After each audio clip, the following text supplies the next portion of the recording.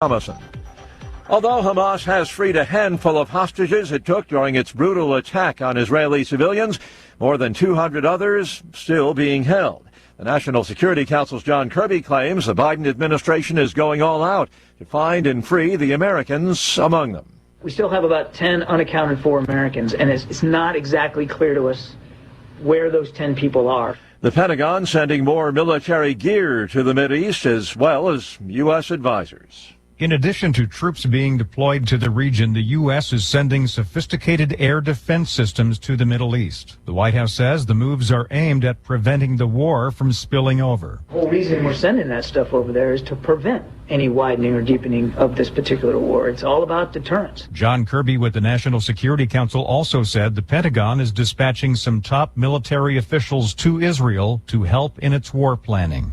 Greg Clugston, Washington. House Republicans, they'll try again today to pick a nominee for Speaker of the House. Republicans found themselves back at square one on Monday, nearly 3 weeks since former Speaker Kevin McCarthy's historic ouster on October 3rd. 8 Republican lawmakers are now running to replace McCarthy. None of them, however, have a clear shot at winning. 9 candidates made their case to their colleagues Monday evening during a closed-door candidate forum, but one of them dropped out. House Republicans are scheduled to vote to narrow the list down even further on Tuesday morning. Edwin Mora, Washington. China's top diplomat visits the U.S. this week. Foreign Minister Wang Yi due in Washington for a 3-day visit starting on Thursday, due to meet with Secretary of State Antony Blinken as well as National Security Advisor Jake Sullivan. Watching Wall Street ahead of the opening bell this morning, the Dow futures up 154 points. More on these stories at townhall.com. The following is not an actor, but a real-life story from Trinity Debt Management. I'm Corey, and this is my story. I was going through some financial troubles paying off my credit cards. I was paying high interest rates, and it just wasn't getting any better. And I knew I had to do something. So my mom told me about Trinity, and so I decided to call. Trinity was able to do something that I couldn't. I'm paying off my debt, I'm saving thousands, and things are really looking up. I promise you guys, you will not regret it when you call Trinity, because it was such a relief and less stress in my life, and it was the best thing I could have done for myself, because once I called Trinity, they took care of me and I felt such a relief, a weight off my shoulders. Trinity was great to work with. They wanted to help me. I love it. If you're in debt and you need help, call Trinity at 1-800-990-6976. I'm Corey, and I'm debt-free for keeps. 1-800-990-6976. More than 500 South African mine workers have remained underground since Sunday in what appears to be a labor dispute. There are conflicting reports about what's happening at one gold mine in the east of Johannesburg this morning. It's being reported that many of the mine workers who remain underground are holding a protest to force the mine to recognize their union, the Association of Mine Workers and Construction Union. It's understood workers no longer want to be represented by the National Union of Mine Workers. Mine representatives have said an urgent court order has been filed to put an end to what they've described as an illegal sit-in underground. The BBC's Namsa Maseko. Ukrainian President Volodymyr Zelensky claims that recent Ukrainian attacks have denied the Russian fleet safe bases and secure maritime passageways in the western part of the Black Sea. News and analysis, townhall.com. An Alaska Airlines pilot expected to be arraigned today after being accused of trying to shut down the engines of a Horizon Air passenger jet in mid-flight. 44-year-old Joseph David Emerson is charged with 83 counts each of attempted murder and reckless endangerment, and 1 count of endangering an aircraft. Authorities in Multnomah County, Oregon say Emerson was riding in the extra seat in the cockpit of the aircraft Sunday on a flight headed to San Francisco when the incident occurred. The flight was diverted to Portland, Oregon, where Emerson was taken into custody. Alaska Airlines owns the regional carrier Horizon, and it says the off-duty pilot was authorized to occupy the cockpit jump seat. I'm Donna Warder. The General Motors CFO says the auto workers' strike expected to cut the automaker's pre-tax earnings by $800 million this year, another $200 million per week after that. More on these stories at townhall.com.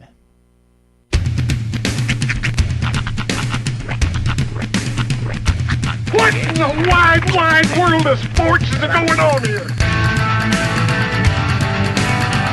I promise you, whatever scum did this, not one man in this force will rest for 1 minute until he's behind bars. Now let's grab a bite to eat. Yeah, come on. I feel the hot wind on my shoulder and the touch of a world that is older. I hit the switch and check the number. I leave it on and then I slumber. I hear the rhythm ringing through it. Flamenco guitar and cumbia music. I hear the talking of the DJ. The devil listen, what does he say? I'm on a Mexican radio. I'm on a Mexican radio. Broadcasting live from high atop the J.P. White Building in downtown Roswell, New Mexico. It's Mornings with Mike Winters on 106.5 Roswell's Talk FM. Is that what I sound like when I talk? Now, here's your host, Mike Winters. And good morning, one and all. Welcome to Mornings with Mike Winters. I am he. That would be me, Mike Winters. Happy Tuesday, everybody. Welcome to it. A little dark out there. I like it. A little foggy. I dig it. Got some fog. It was very British this morning. The fog hung low. Couldn't see like 15 feet in front of me. The streetlights were doing that cool, like, foggy, like, glimmer thing they do. Yeah. It was kind of like... very noir. In the north end, it was kind of darker. I don't know. I just noticed like the street lights. I guess there's less of them because it was definitely darker. And then once I got about the top of the hill there, as you're going down looking at the convention center and all that, then it kind of brightens up. Right. But it was dark. I was coming. I was like, man, it feels darker. And I was like, oh, it's the fog. When you see like a fog like that, you just hear like a lonely sax in the background. Just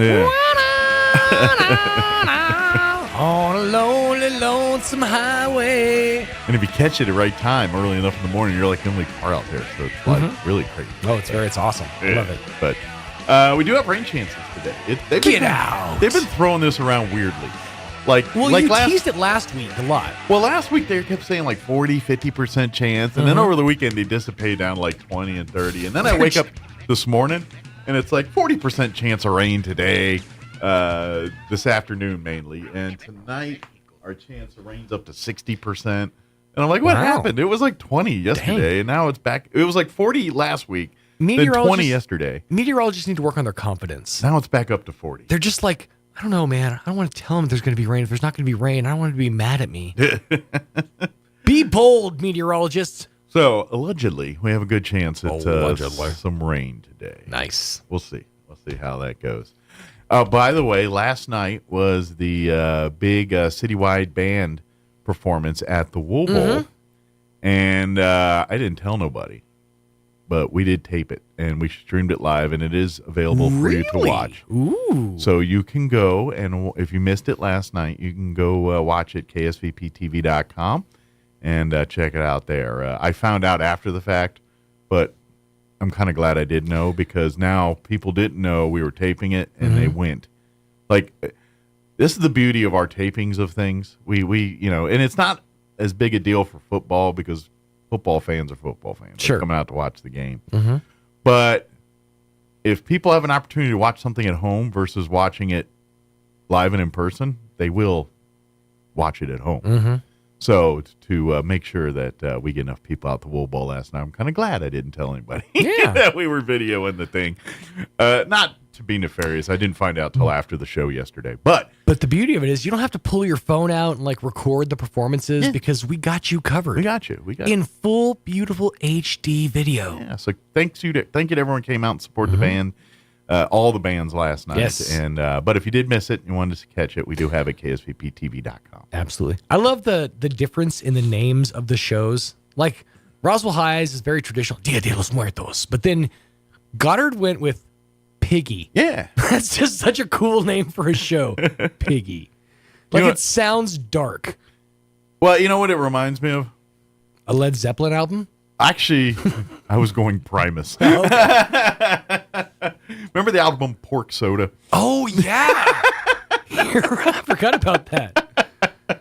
It actually features the second song that everyone knows Primus for. Brown Beaver? My Name is Mud. Oh, that one. That okay. one's on it. Johnny Was a Race Car Driver was the one before.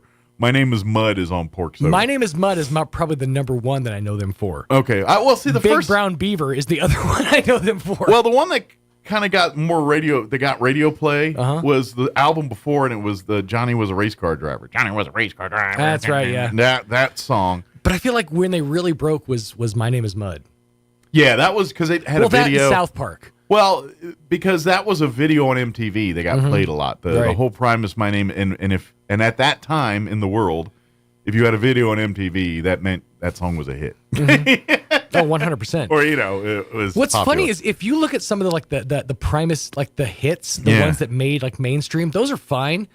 The rest of the album is mostly unlistenable. Well, it's all just... Primus is an odd band. It's a very odd band. They're like the harder version of Fish, or okay, I you can know what see I that, mean? Yeah, like they have that same kind of eclectic cult following, And I don't know, is Primus still a thing? Like, do they perform? Are they? The last time I saw them was at the 20th anniversary of Chef Aid, which was last year, I think. Now, their bass player is an amazing bass player. That's kind of what their signature sound is through their bass, and that's why. They're unique. Because, when your bass is your lead, that's saying something. That's kind of. And by the way, our camera girl is a bass extraordinaire. She's a bassist. So she's slapping a bass. Does that make her based? She's Ask your kids. No, she's actually rather complex. She just shot me a note like, I see you over there. She's good too. Have you ever seen Jocelyn Jam? No, I have not. Dude, she rocks. I'd like to see that. Go check it. For those of you out there, if you haven't seen GDP perform, they're pretty doggone good. Yeah, to go check out her show. Problem is, I don't like going out. Here's the thing: when you play bass, you have to have a specific stance. Like I've seen it. She gets wide legged and she's like. She gets low. You ever seen I Love You, Man? You should have seen the movie I Love. Well, slap in the bass. That's the whole slap in the bass thing. But like the way she, like her stance, she gets low with it, and she like her shoulders slump, and she really gets into it. It's awesome.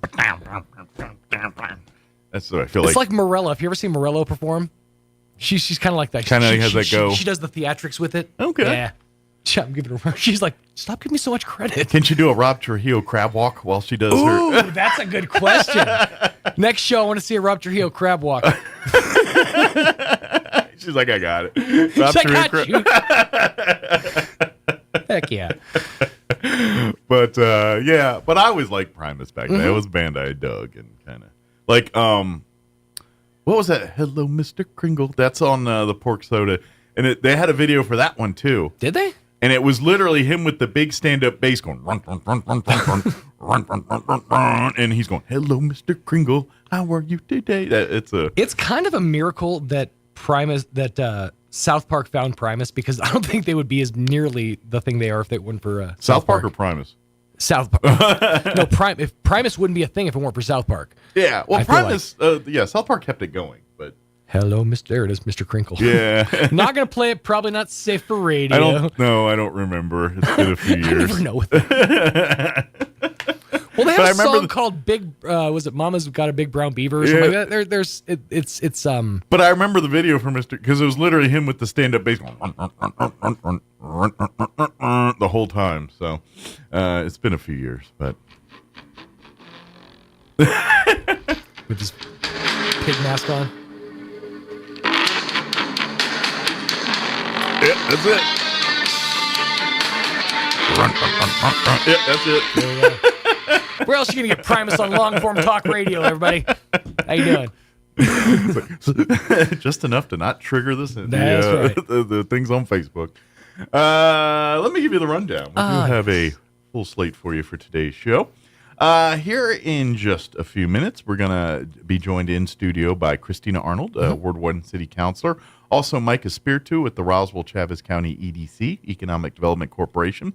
I want to talk about the Reno air races. You may have seen some stuff online about this. And the city of Roswell is basically the Reno air races. They're in Reno, hence the name. Nice. The Reno air races. Biggest little city in the world. It's a big airplane races. They do like a twin engine, multiple, even jet engine races, right? Airplane races, and so they're moving out of Reno, and Roswell is one of, I think it's 6 cities that are in the running for the new Reno air races. They'll have to change the name, obviously. Well, the Roswell air races has a nice catch. They could keep the acronym. That's the big selling point for Roswell. It's like, hey, Reno, Roswell, you don't have to change your acronym. Keep the shirts the same, all that. But anyway, so Mike Espiritu and Christina are going to join us and talk about, what the city and what the community is doing to kind of, make the pitch and kind of talk about where we're at and the status and all that and what this could possibly mean for our community too. So we'll talk about the Reno air races here in just a bit. In the 8 o'clock hour, we're going to replay an interview. John from Oasis joined us last Wednesday. He comes in each month, talks tech with us. So we'll replay that interview for you about 8:15. Man's got fantastic calves. Just saying, every time he comes in those shorts, I'm like, God, he's got good calves. He bikes. He does. He's a biker. Is he? Yeah. I know he has an electric bike. I knew he did something. I wasn't sure if he was like. Yeah, he does a bike, but he also has an electric bike. So he pedals, but I think he cannot pedal in it. That's a cheat. You can't be like, I bike as a hobby, and then you says the guy who hops in his car and drives everywhere. That's right. I don't consider carring my hobby. What about Flintstones? Well, I don't think it's a hobby. I think that's just what he does. Yeah, that's just means of conveyance. Well, I'm thinking if you had the Flintstone car, then that's like both. Oh, yeah. Fred Flintstone had fantastic calves, too. He did. I stand by it. Well, Twinkle Toes. That's my favorite. Do you think he hired a timpani player or like a bells player to play his thing every time he... Oh, I know, but every time I go bowling, I do that in my head. When I go to bowl. And then you throw the ball all the way up in the air and it crashes into the bowling lane. That's right. Twinkle Toes. That's what I do. And then in the 9 o'clock hour, we're going to have Lori Schatz join us and talk about some stuff through Desert Willow, Wildlife Rescue, and the Roswell Community Theater Kiwanis Club, and give us an update on all those things. So, ever since I saw the movie Across the Universe, I want to slide down a bowling alley more than I want to breathe. Like, it looks like so much fun because they oil the bowling lane. Yeah. But in that movie, they all slide down the bowling alley. I'm like, that looks like it's so much fun. But I'm trying to think, if you ever accidentally cross the line with your shoe, don't you stick? I gotta pay attention. It's been a while. It's been a long time since I faulted. Yeah. I don't bowl very often, and when I do, I don't fault. Yeah. Well, it's frowned upon when you step on the lane now. Oh, I know, but I'm thinking I feel like I've seen videos of people accidentally and they stick, but maybe I'm wrong. I don't know. Maybe it's sticky at the front and slick in the back. Maybe I don't know. Maybe bowling oil is like the mullet of the oil game. Sticky in the front, business in the front, party on the backslide. Very mulletant. That's right. Very Primus, by the way. Yeah, that would be the official Primus song. I don't think anybody's ever uttered the phrase bowling oil, by the way. Good band name. All right, it is 7:18. Let's get you up to date on the weather. I hear it's going to rain. I'm meteorologist Steve Hamilton with your Pecos Valley weather. Got some rain coming up with a strong low-pressure system moving into the Great Basin. Could get a few showers today. We will have some sunshine, though. Afternoon high in the upper 70s to low 80s. Rain and thunderstorms are pretty likely for the overnight. Some of those storms could have heavy rainfall. Our lows will be in the upper 50s. Scattered showers and a few thunderstorms coming up again on Wednesday, and will stay in the upper 70s. That's your latest forecast. I'm meteorologist Steve Hamilton. Thank you, Steve. Excuse me. Currently, sorry, cold. Currently 64 and foggy and misty here in Roswell. Humidity is at 90% right now. Winds are currently out of the southwest at 5 miles per hour. We are looking at a 40% chance of showers and thunderstorms. They're talking mainly after 3 o'clock today. They say some of these storms could be severe. Expect some patchy fog here till about 9 o'clock this morning.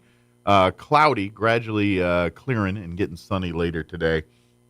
Highs expected to reach 78 with southeast winds 5 to 10 miles per hour. Tonight, our chance of rain bumps up to 60%, and they say mainly before 9. So it looks like as far as rain goes, 3 p.m. to 9 p.m. today is the sweet spot.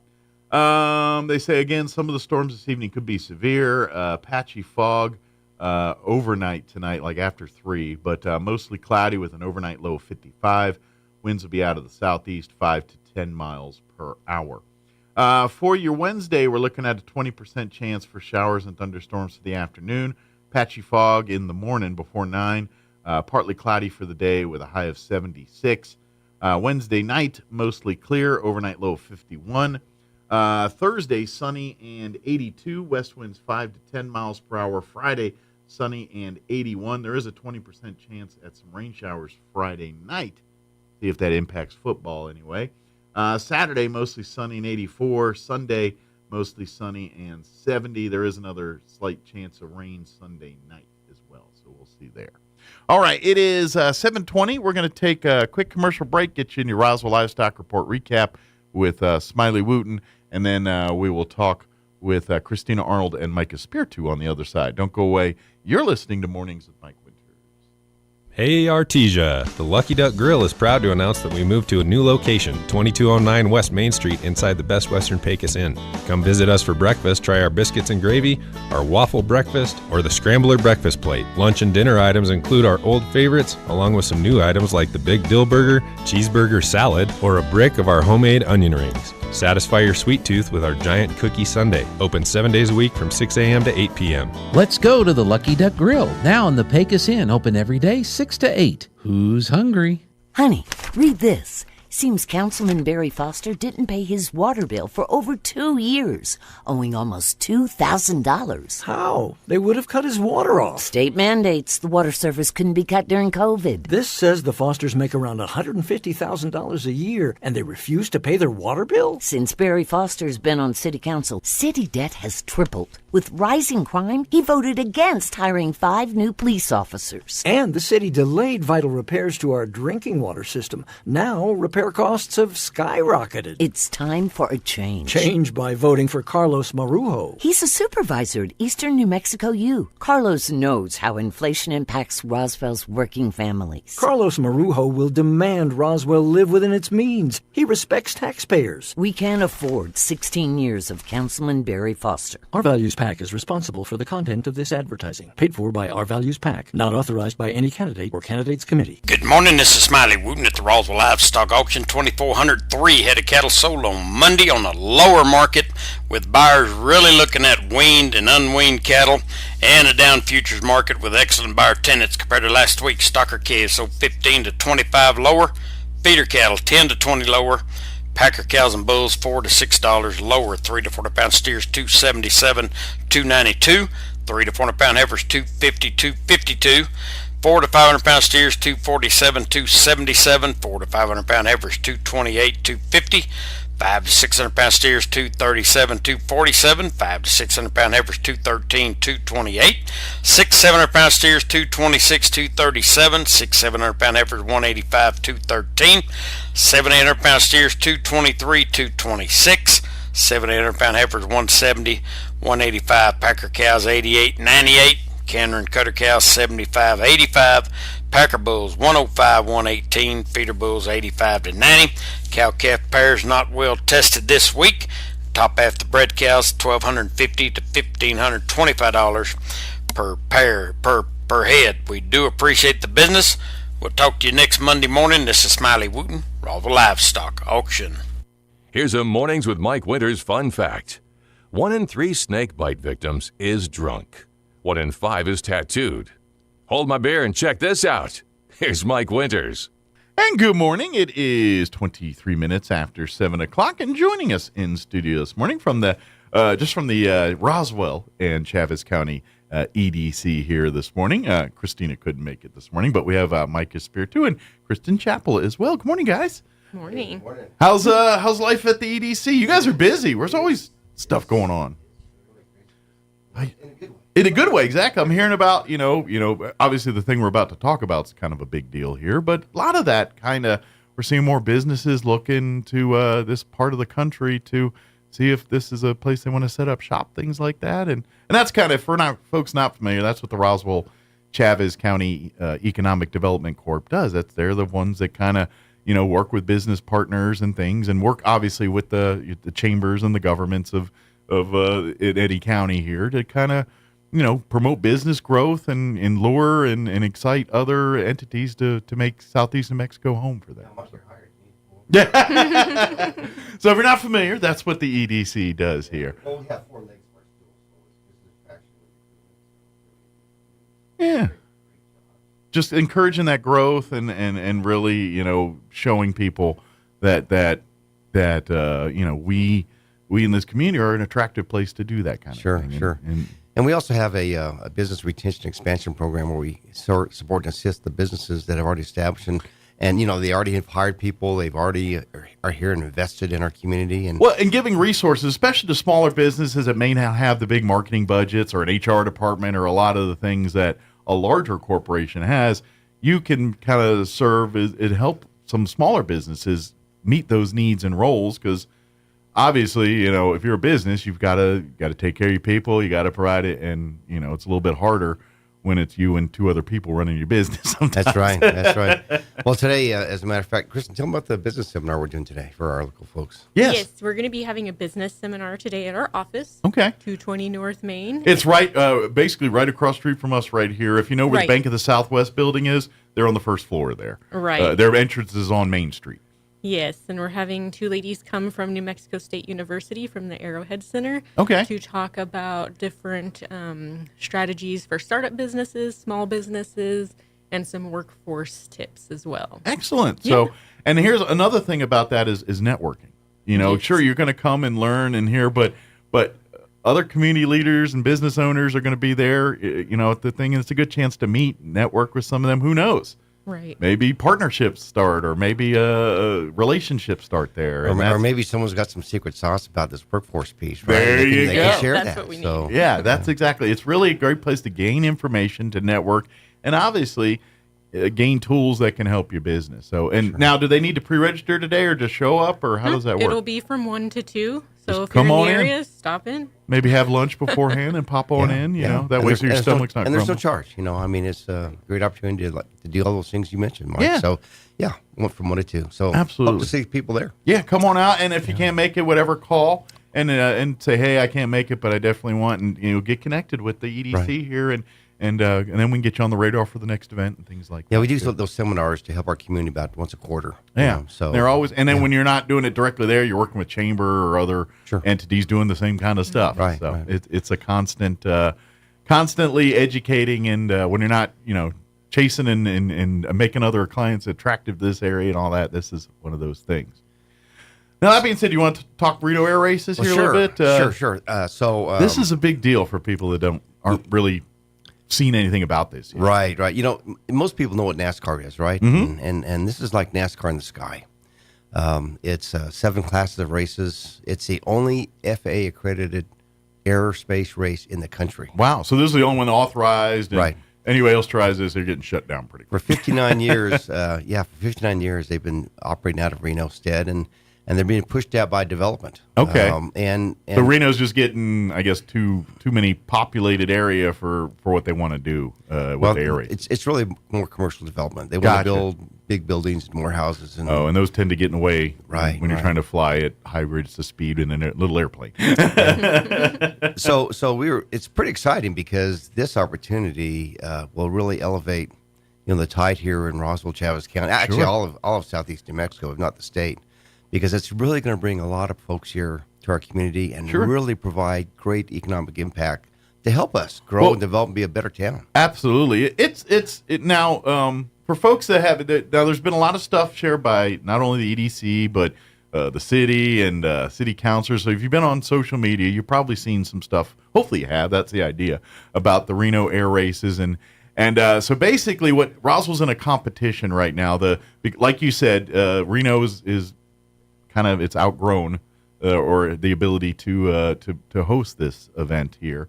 So the Reno air race is looking to move, and I believe is it 6 cities or there's there's 6 including Roswell. 6 including Roswell that are in the running, and so right now they're asking folks to kind of get socially on there and share and kind of remind those Reno people how friendly our Roswell folks are and things like that. But we're in the running with 6 other cities to potentially land this event that and I guess the best thing I could compare it to people that don't know, this could be like our version of Balloon Fiesta right here in Roswell, New Mexico. That's right. I mean, I think this year they attracted about 70,000 people. The economic impact they estimate this year to be about $125 million. Wow. Their last economic study was done by the University of Nevada, and then it was in 2019.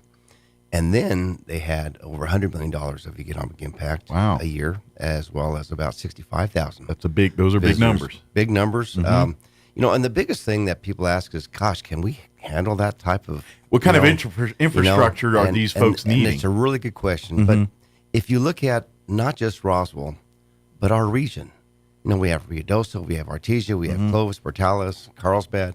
If you look Hobbs, if you look at our region in southeast New Mexico, we can.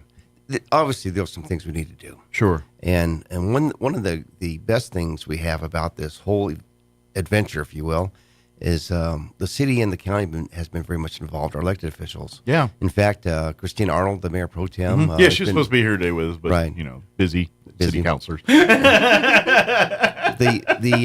And we're fortunate that she's been part of that because she's really the strategic project director over the entire piece. Sure. I'm just the mouthpiece and trying to get it all moving, trying to coalesce do what you do. You're the one who puts the connections together. Well, we learned about this. The EDC learned about this back in February and learned that they were looking to look for new homes. So we created this team of people, local leaders, business people, and sat down and talked about, can we really do this? And, sure. We had a lot of questions. We said, man, we don't know that we can. So we were invited to a conference, a pre-bidders conference in Reno, and four of us went. John Hitchcock, Bob Korn, Christine Arnold, and myself. Mm-hmm. And we sat down and met with all their key folks and learned more about the venue. Like their needs and what kind of amenities and stuff like that they need to do what they do. Yeah. And that is where we learned that we really can do this. So then they did an RFP process. Mm-hmm. By the way, the EDC has paid for every cent of this, not the city, not the county. It's through our membership that we paid for this. So people sometimes think the city paid it for a vacation for someone, but that's not true. No, this is all part of what the Economic Development Corporation does. Because this is an economic development project. Yes. If you look at it, it's from lead generation to due diligence to collaboration, creating an RFP. Well, and now we're at a site visit. Now we're getting near a site visit. So we can. Well, and this kind of is what the whole point is. Because let's face it, a city or government entity they can't move quick on things because of the process of which things. This is why you guys can kind of go and do all the legwork for all that stuff. And then when that's in place, then present it to the city and say, okay, here's the thing. Now you can go to the process of putting meetings and doing all the stuff that the public requires, that they're required to do. So it's actually probably a more streamlined, quicker thing to let the EDC work that stuff and then present it to the city council or whatever entities need to be presented to. Well, is that kind of absolutely, yeah. And I think the key thing too is we can rally folks together and create groups of people and with the help of obviously others. Sure, but we can help create this team, if you will, to help move this project forward, and we have. I think we submitted an award-winning RFP to the folks back in Reno. We have a team that went to the Reno Air Races. 6 of us went. It was Christine Arnold, myself, Matt Chappell, and we were the only one that brought an FAA person with us out of the cities that were there. In case you know, Matt, when he's not, running for city council and volunteering for a bunch of stuff, he's, working at the airport. Well, I'll tell you, they really loved him up there, and the ability to talk to him about all that. He's kind of a jack of all trades. Like, oh yeah, he can handle it. Oh yeah, you got it. Well, and having Bob Korn there as well. He's a pilot. He understands the airfield. He understands air shows. Sure. They have an air show. Yeah, as well as a race. And I think that's what, because Christina also serves on the Historical Society board, and we talked. So I have a little bit, and a little bit of inside information talking about this, and so for 2024, the Reno Air Races will be an air show. And then in 2025, they're hoping to do the competitions again here. And the way it's looking is 2024 will probably be in Reno. And then that 2025 is they're hoping to for their new home, which we hope will be here. So Sure. That's kind of the game plan right now. Well, that gives us time to prepare, right? Mm-hmm. So if we're fortunate enough to be selected as the winning city, then we go to work. I mean, the hard work first begins. You know, there's a lot of logistics things we have to go through. But, you know, people think that we're going to take this on and do it ourselves. That's not really the case. We're providing, if you will, a venue. We're providing this world-class air center out here in Roswell. That's the largest The hard facility part's of the in others. place already, right? That's kind of because the big needs are already in place, and you know the airspace, the space in general for them to logistically down there to have space to do what they got. We all kind of check all those boxes on that stuff. The stuff we don't is more this infrastructure stuff, and that's the stuff we have time to really get put up to speed on. Absolutely. And I think it's real important for us to get out to speak with civic groups and other activities and here on the radio this morning to educate and coach people about what we're doing. Because you're right, it is so vital that when they come here for the site visit, sometime November, December, we don't know the dates. There'll be a team of about 6 or 7 of them. They'll be for a couple of days. And they're going to look at facets of our community. They're going to talk to people in Roswell. Yeah. You know, they call themselves the September family. Right after Labor Day is when they hold the races. They've been holding the races every year, and they probably would like to do the same. And why the September family is because they truly are a very close-knit group of people. They see a lot of each other in September, probably. and to them, that culture is very, very critical. That's important. And so the passion they have for aviation and being with each other and sharing and working together is just amazing. Sure. And that's why Roswell is such a great fit. The people here in this community and this region, they're all about, you know, love of family, love of God, love of country. I mean, there are people that are just genuine. Sure. And that's what they are. Well, and plus they're, you know, they come as, you know, as the family. They come like you think it's this like big, like it's literally the families and their RVs and everything. Like a lot of the folks, because we're talking about hotels and things, but a lot of them because I heard a lot of, you know, I was reading some of the Reno Air Race comments and things and some of the stuff on there. And a lot of them, like, as long as there's a place for camping and, you know, it's not all about hotel rooms. A lot of them want to camp and because that's kind of, they like to come here. And then what I'm thinking is, you know, when in between races, they got a day down, they're going to go travel to Ruidoso or travel to some of our other local attractions and things or spend the day, you know, at our UFO museum and in some of our museums and things downtown here. And obviously eating in our restaurants and staying in our hotels and shopping in our stores. And once we show them what green chili is, you know, they're going to be trucking a bunch of that out of here. Well, you're right. You know, when they come here for the site visit, Mike, you know, we're intending to show them all those different things. Yeah. We have teams set up right now to take them to different places, to different parts, and not only obviously the air center because that's a big part of it, right? Absolutely. You know, I was asked by a lady and says, you know, it's pretty dangerous. I said, well, it is. You know, big no bones about it. But so's NASCAR. Absolutely. So's football. Absolutely. So just pick a sport. These are professionals. This is what they do. And it's done in a way, like you said, it's the only FFA sanctioned event, which means safety and protocol and the officials and all of that. It's just like NASCAR and all those others, you know, high velocity sports. It's going, you know, it's dangerous, but you know what? It's also well regulated. And these are people that they just, and to be honest, not any old Yahoo can just show up to this thing. There is so much training and qualifications and prerequisites that every pilot and every team must go through before they're even allowed to set onto the race course. Here. In fact, in June, Mike, they have to be recertified and our new ones, rookies, if you will, trained. Yeah. And they have to go through a complete... Probably a lot more than just a general average pilot or maybe even a commercial pilot. Well, you know, they've got to do medical. They've got to have their aircraft checked out. I mean, and FAA's involved with all this. Yeah. So we'll see them not just in September. We'll see them in June, and we'll see them throughout the year because they have erected a lot of hangar space out there in that airport. And it's not really the major airport in Reno. It's the it was a former like air a regional base as well. or it's a regional. Maybe it's an old base or something. Right, an old Sound base. familiar? like all our competitors are they're former bases. Yeah, Air Force bases. Well, that's the thing about a base closure, especially if an Air Force base. They tend to leave a lot of good equipment behind, or you know what I mean, a lot of good resources behind. I mean, you say what you want. We're blessed with that airport and the runway, and there's so much uniqueness to that facility we have here. And it's all because it was a bomber training base back in the 50s, and it needed those things to have it. And so we're blessed with that. And so, again, another one of those points of attraction for the Reno Air Races. We have an airfield that can handle any plane on the planet, and you know what I mean. And well, you can land anything here, right? Yeah, exactly. That's the aliens. So I mean, yeah, exactly. Every plane out of the planet too. Well, we're very fortunate to be considered, and we're in communications with them frequently, and it's such an opportunity for growth and to bring and think about it. What city in the world would be known for not one but two national/international events?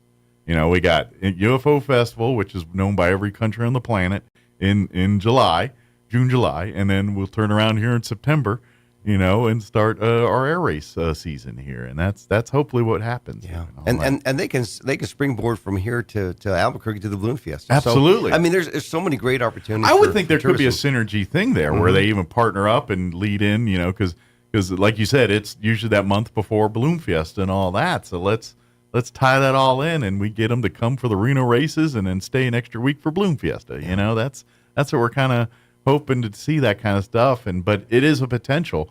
But you know, that's the thing, is we're going to have to probably grow a little bit out at the airport and things, providing parking, hangar space, and but we'll have time to do all that. But it's kind of like the Olympics. You know how once a city gets named the Olympics and they spend that next couple years building, and that's kind of where we're at right now. If we can get this announcement, then we'll do. We don't have to obviously do it the scale of the Olympics here, but it's going to cause a lot of growth, and anytime new construction, new things happen, that means more jobs, more money flowing in. So it's all good, and that's the economic development, right? Yeah, that's all good. I can't overstate the impact that our from the mayor's office, throughout the councilors, city manager, the county folks, county commissioner. I mean, everyone, elected officials, are all on board. Sure. I think it's really important, because this is in my mind, it's game changing. Sure. It's a big event that we need that type of support, and I think having their vision is a big part of how we can move this whole area forward. And just your opinion, obviously, because what you do for a living and what you guys see every day would probably give a little bit more expert opinion on this, but I could see the potential for it to cause that air center to be bigger and do more things. Like now that we have, say, the Reno Air Races do come in and they have it, I mean, that's going to create more demand here, but I think it's also going to create more need at the air center, whereas other businesses, who knows, maybe this spawns someone outside of American Eagle to say, you know what, they got this here, we need to bring our commercial in there, because if we're bringing thousands of people in at a given time that all don't want to fly into Albuquerque, or flying through Dallas, who knows what this means. This might mean bigger things where Southwest or other major airlines might say, you know what, we need to set up a hub there in Roswell. I mean, this could all begat that if we play our cards right here. Absolutely, and I agree with you. I think that having the air races are one thing, but it's going to bring other activity, other businesses, supporting businesses. Sure. And who knows how many other aviation industry businesses that maybe serve the Reno Air Races, mechanics or engine remodels. Just think about all the things that are required, from fuel to mechanics, like you mentioned, parts. Yeah. I mean, it's just so many things that we probably can't even think about. Absolutely. And then, guess what that means? More classes at ENMUR to train these people to get, this is kind of a really the potential to be a huge landmine windfall situation for Roswell, New Mexico. This could be one of these things that if we do this right, it could put another feather into what Roswell is and what we're known for, and it really is a chance to make this town of 50,000. It's already a lot bigger footprint than most towns of 50,000. This could kind of blow it away with adding what we'd call the Roswell Air Races at that point, or whatever they change their name to. But well, it's still going to be RAW, right? I think. Yeah, and I think I think they'll keep their acronym, I would suspect. And they've got these pylons, which is they have to fly around these pylons on the course, and the home pylon is beautifully decorated, blue and white checkered flag-ish, if you will, and their logo actually has an airplane circling that pylon. Okay. And when we were there, we noticed that, and we already started working on a new logo for them that's got us. They got an airplane under the R, the Roswell R, with the alien spaceship on top, and then have an airplane chasing a little spacecraft. Nice. So anyway, we've got a lot of stuff that we're working on. We're fortunate to have the people that are involved with this because we can't do it ourselves, right? EDC, we're just folks that come up with these ideas and trying to help stimulate the economy and work with the people here to help make it happen. One of the things that we haven't talked a lot about yet much about, Mike, is the Reno Air Racing Association, RARA, has an amazing scholarship program for young people. Okay. And I understand it's fully funded for the next 10 years. So they will bring that here to bring people into young and those people. are all STEM related career fields and training and education. That's right. Yeah. So it's going to parlay very nicely into the work with our Roswell Independent School District and our university here, Eastern New Mexico University. I mean, I see so many good things that's going to happen besides just having an air race. And by the way, they do an air show. That's right. And they bring in the Thunderbirds. So we get the Blue Angels we get the advantage of not having to travel to Alamogordo to go see something like that anymore. You know, I'll be right here. So it's pretty exciting. And by the way, parents, more training, more jobs, more stuff, more likely your kids will want to stay here and get their education and settle roots here in Roswell. And grow their families and I'm sure every have mom grandchildren for mom and dad. Every mom and dad in this community that would like to see that one, you know. Kids may not now because, you know, they're kids. Well, but they'll see the big picture here in a little bit. I think so. You know, but that's one of those things we always hear. We always hear stuff like, well, we lose our youth because they go and get educated and go off. It's like, you know, we got to provide them reasons to want to stay here. Right. And I think the Reno Air Races could be that one of those linchpins that really begats more of that kind of thing. Because like you said, if that's here, that means more's coming here, more amenities, more things to meet that need. We could, in theory, we could be more. We already, you know, we looked during COVID when the whole airline industry shut down and Roswell turned into a very much needed storage location for many of these airlines and things. This Reno Air Race could, in essence, turn us into another scenario like that, where who knows if they start, next thing you know, Roswell all of a sudden turns into the place where most small engine aircraft repair get made or something like, you know what I mean? Or we're just known for that kind of thing. And it just could be because the Reno Air Races are here now. You know, that's the kind of stuff this could potentially mean for them. It can really, it will. Yeah. It'll significantly. Not to mention the companies currently here, your Dean Baldwin's and all the other ones that, you know, maybe this could generate business for them too. Who knows? It's a win-win for everybody. Yeah, I think so. And I think when the people here in our community understand more about the races, as we're talking about this morning, if they would share the information and share the enthusiasm and really it's the excitement. It is. It's excitement of how we have a vision to grow our community in southeast New Mexico like we've never had. We've never had in this regard. And what you were attesting to earlier, that's, again, I got the presentation with Matt and Christina, and like you said, these folks are like family folks. It's legit like a big giant family. And so it's the same mindset. It's very much good old people at home, you know, just doing what they love, and they love spending time with family, being outdoors, living, you know, some, like you said, some, you know, they want to live in the RV for a month, and that's what they love doing. So they want that. And you have others. They're like, no, I like to wake up to a breakfast and, you know, and air conditioning.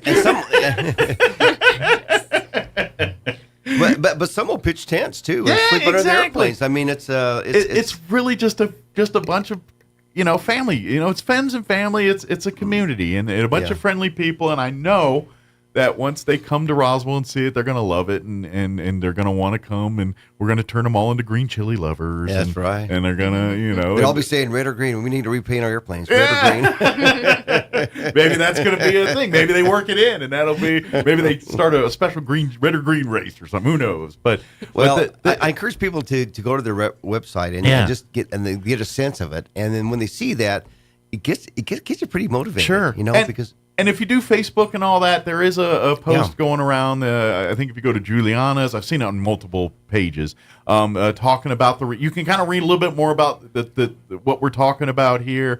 But they're asking people share, comment, and brag on Roswell a little bit. Help us out, and overwhelm them, and we're doing pretty good because every post I've looked at so far, I've been reading, and I'm going to say it's hundreds of comments now, but I'm going to say 1 out of every 3 comments is a Roswell comment right now. So I think we're dominating the conversation. Last time I looked, one thing that some folks don't know yet, Mike, is that currently they have about 1,200 volunteers.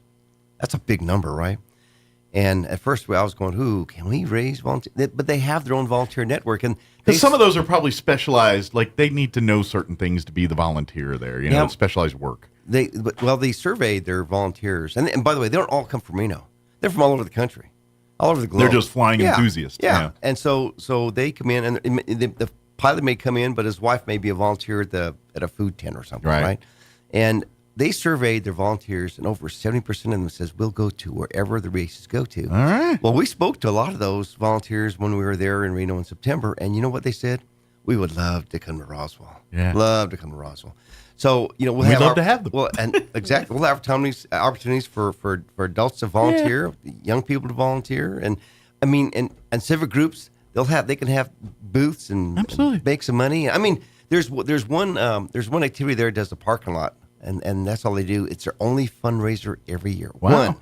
And they make enough money to support their organization. Well, good. Well, hopefully we can keep helping them do that. Yep. Well, it's gonna. I think again, the tide's gonna lift all the boats. Sure. Every single. I think it really gives a chance for opportunities for our local people here, and especially young folks, and maybe a future in this industry. Or I mean, obviously not racing it. Maybe they're not going to go race planes, but they might end up working as a mechanic or a commercial pilot, or they can do security and watch the airplanes taxiing in and out. You just watch, because they have gate guards, if you will. Absolutely. I mean, there's all kinds of stuff that's available, and they can get involved as much or as little as they want. Absolutely. But I can even see some of our organizations, our Youth Challenge and Job Corps folks out there. Walker Aviation Museum, I feel like this is kind of in their wheelhouse a little bit too, maybe getting involved with some of that stuff, and obviously NMMI, maybe with some of their science and some of their groups in the high schools with some of their STEM and science, and who knows, maybe they start an aviation club at our local schools here that kind of partner with the Reno Rare Race folks and all that. Early College High School has an aerospace education program already. Yeah. And by the way, we met with General Grizzle a week or so ago, and they're pretty excited about it as well. That's great. And it really is a potential for a big deal for this community. It's gonna support every single soul. Now, obviously, we got a lot more to come in the coming months here, because they're gonna come to visit. Like you said, we're in competition with 5 other cities, and I bet they're all pretty good cities too. But we're the best. We're the best. So we'll see, and we'll cross our fingers. But if you do happen to, and we'll have a better idea when they're all in town and stuff, and say, if you see them and talk to them, be friendly, show them, do what you do. And whenever we have UFO Festival and we get a lot of out of town folks coming, do what you do. Recommend the restaurants you like. That's right. Recommend the places you like. Talk about the things you like. Brag up on us a little bit here. And I think if all the planets align here, we could be in 2 years from now talking about our first races here in Roswell. So the Roswell Air Races. Well, we are getting ready to launch our website. The ChavezCounty.net, our EDC website, has been up. I mean, it's a ED website, but we're getting ready to launch a page on that. Okay. That talks to just just the air races. So encourage people to take a look at that. ChavezCounty.net. That should be up within the week. Sure.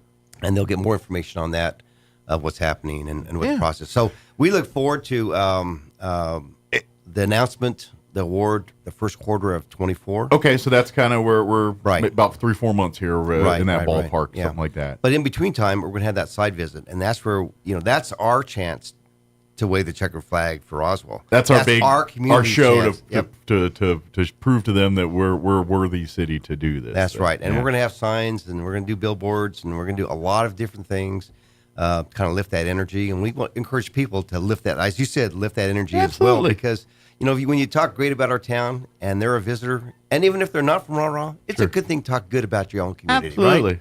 Yeah. Take a little pride in everything, and I think and by the way, if you have questions, don't hesitate to come out this afternoon. If you're going to come here, come to the EDC for the event here today. If you got a few questions about this, ask either one of these two. They'll be happy to talk to you more about it too. Or if you're a business or entity that maybe wants to get more involved in the luring process of doing this kind of thing, please reach out. The more hands, the better on this one. Because I think this could be a real potential game changer for our community, and I love it because I think it does kind of tie in with the fabric of what Roswell is, and with the amenities and with, we're here in the desert, and we've got all this airspace. We've got we should take advantage of that, and I think this is one of those things that kind of does that. It checks the boxes. It does. That makes sense. It checks all the boxes. It checks all the boxes. So it's really cool, and plus it's fun. You get to brag on it. Now you get to tell all your out of town friends and family that we got the Reno Air Races, and those people that been hemming and hawing to come see, and now you got one more thing to say.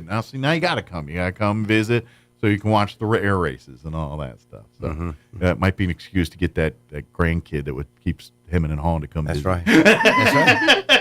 Well, maybe they'll come here and get a job. And exactly. Maybe they'll settle roots. Then you can see them every day. Yeah, yeah. Pretty exciting. Absolutely. If you have any questions about anything, like you said, you can always come by this afternoon. If you look on I know you guys do Facebook. What other social media? Yeah, Instagram. If you look for Roswell Chavez EDC, it'll pop right up. Like and follow. Ask questions there. What's the phone number to the office? 575-622-1975. And if you want any more information about getting involved, becoming a member, or doing anything with the EDC for your business or your organization, even that has nothing to do with Reno Air Races or anything like that, please reach out to Mike or Kristen here, and let's get that ball started too. Well, the membership in organization is important because those are business people and individuals that support the growing economy of Roswell and Chavez County. And we're fortunate to have the ones we have and have been with us. Many have been with us for a number of years.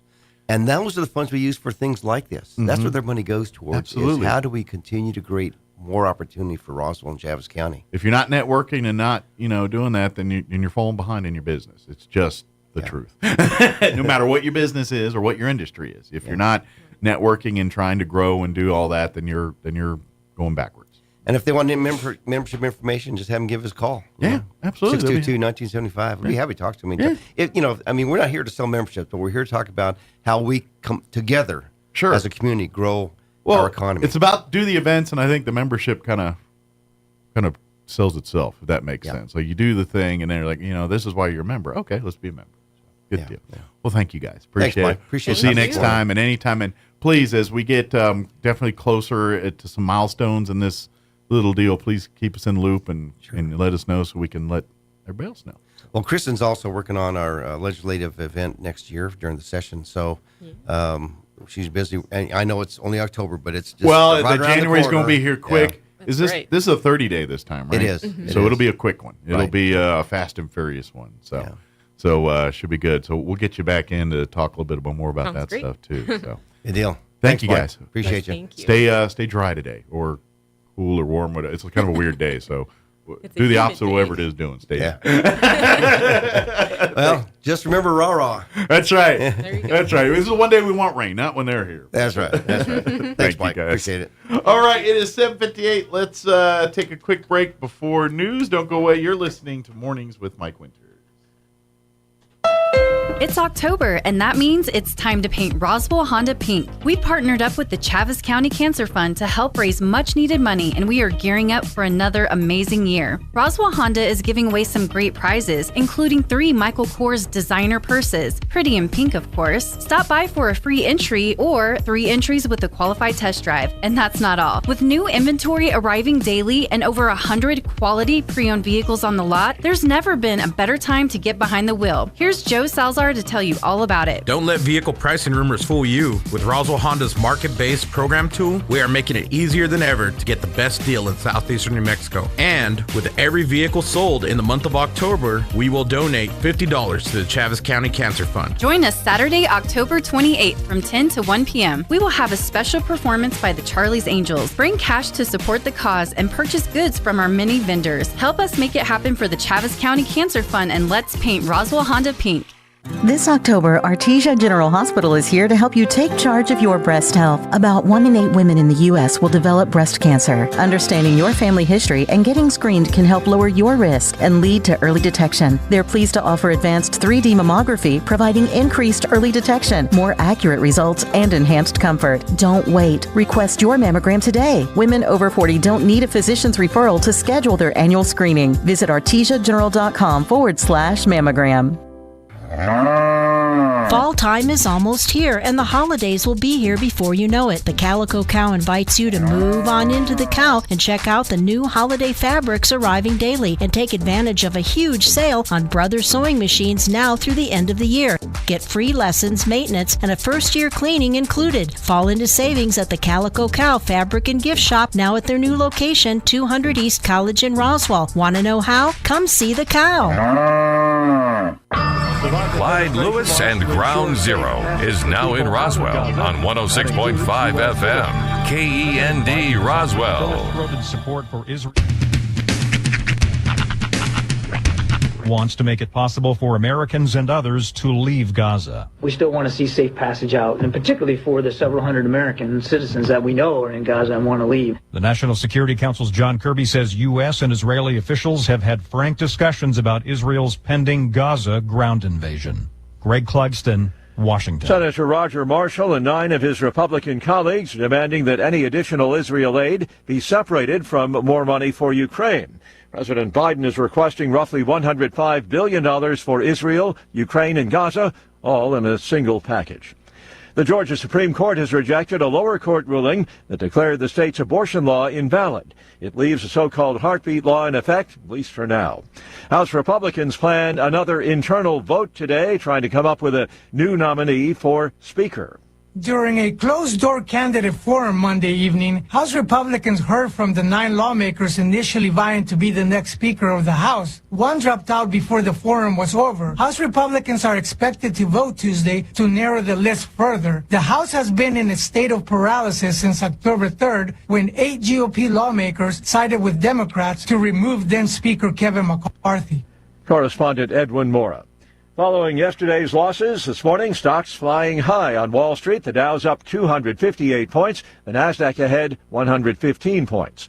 More on these stories at townhall.com. Here's an important message from the Diabetes Solution Center. Do you like pricking your fingers to test your blood sugar levels? No one does, but it's important to maintain your health. And now, by wearing a small remote device called a continuous glucose monitor, or CGM, you don't need to prick your fingers anymore. It's easy to use and helps you make more accurate diabetes treatment decisions. If you are testing your blood sugar 3 or more times daily, injecting insulin, or using an insulin pump, call the Diabetes Solution Center right now. And if you have Medicare or most major insurance coverage, you may be able to get a new CGM at little to no out-of-pocket cost. Shipping is free, and we'll even bill your insurance company for you. If you are testing your blood sugar 3 or more times daily, injecting insulin, or using an insulin pump, call the Diabetes Solution Center right now to learn how to end the painful finger sticks and get your own continuous glucose monitor, or CGM, at little to no out-of-pocket cost. Blessed by taking action right now. An inquiry into New Zealand's worst mass shooting will examine, among other issues, the response times of police and medics and whether any of the 51 people who were killed might have been saved. March the 15th, 2019 was one of New Zealand's darkest days.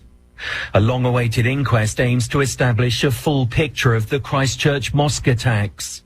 Could any of the victims have been saved with faster medical treatment? And did the attacker act alone? The coroner will also consider if the white supremacist gunman was radicalized online. Part of Brenton Tarrant's attack was live-streamed on Facebook. The BBC's Phil Mercer. South Korean officials say 4 suspected North Korean defectors have been found in a small wooden boat near the two Koreas' sea border. Defections by North Koreans have been a major sore point in relations between the two Koreas. News and analysis, townhall.com. Senate Republican leader McConnell says he is fully recovered from the conditions that caused him to freeze up before the cameras on 2 separate occasions over the summer. When asked about the freezing incidents, McConnell told CBS's Face the Nation on Sunday, "I'm in good shape, completely recovered and back on the job." Shortly after the incidents in July and August, McConnell's team said he'd been feeling lightheaded as he recovered from a concussion sustained during a fall back in March. At the time, the Capitol's attending physician also ruled out that McConnell had suffered a stroke, a seizure, or that he suffered from Parkinson's disease. Bob Agnew reporting. Kentucky's Democratic Governor Andy Beshear has defended his sweeping COVID-19 pandemic restrictions in the face of criticism from his Republican challenger Daniel Cameron. The exchanges came last night during a candidates' debate and come about 2 weeks before Kentucky's closely watched gubernatorial election. More on these stories at townhall.com.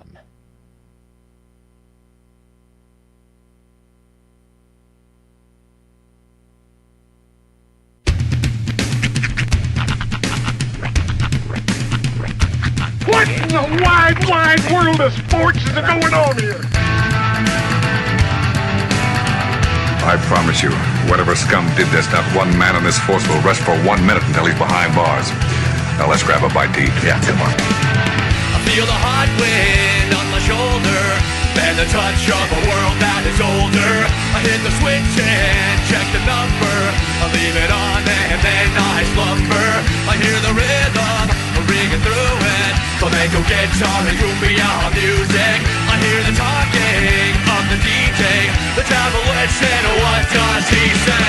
I'm on a Mexican radio. I'm on a Mexican radio. Broadcasting live from high atop the J.P. White Building in downtown Roswell, New Mexico. It's Mornings with Mike Winters on 106.5 Roswell's Talk FM. Is that what I sound like when I talk? Now, here's your host, Mike Winters.